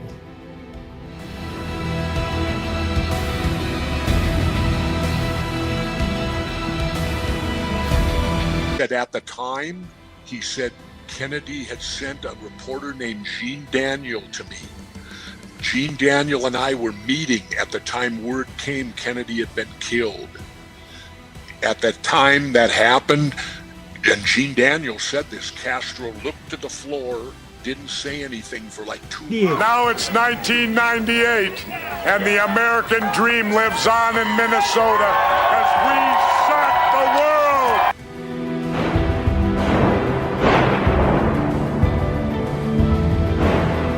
My whole basketball journey from like elementary school up to like high school, because I was a smaller player and playing basketball. So most of the time I wasn't really getting picked. I did get overlooked a lot.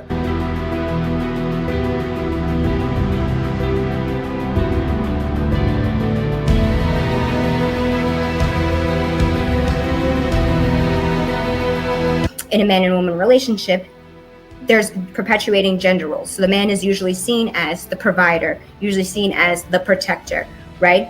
Whereas this is sometimes not the case. A lot of women work, a lot of women pay the bills, and they do the things that aren't really inside that gender role. You know, the accolades, you know, to achieve something, a level of success is one thing. It's what you do with it. It's the same thing people will say about their wealth. It's not that everyone needs to be rich. It's what are you going to do with that wealth?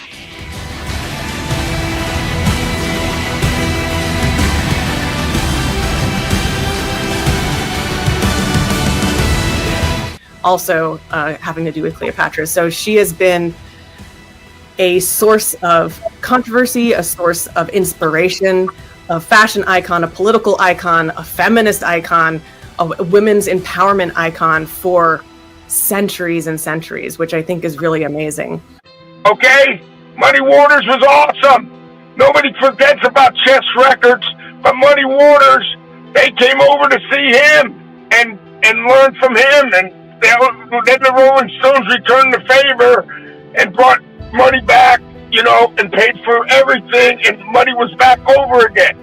Davey Boy had me in that suplex, and I swear I was losing consciousness. I was up there for about a minute, and I weighed 300 some pounds at the time, and he had me up there. I was like, I couldn't even breathe. I said, Davey, drop me already. I can't even breathe, you know? So you walk into perhaps an alley. In this alley, a criminal engages your parents. Perhaps he asks for money. Perhaps he asks for pearls. And your father, being the brave man that he is, says, no, I will not give in to this criminality. I will not give in to your wishes. A struggle ensues. And what happens? Boom!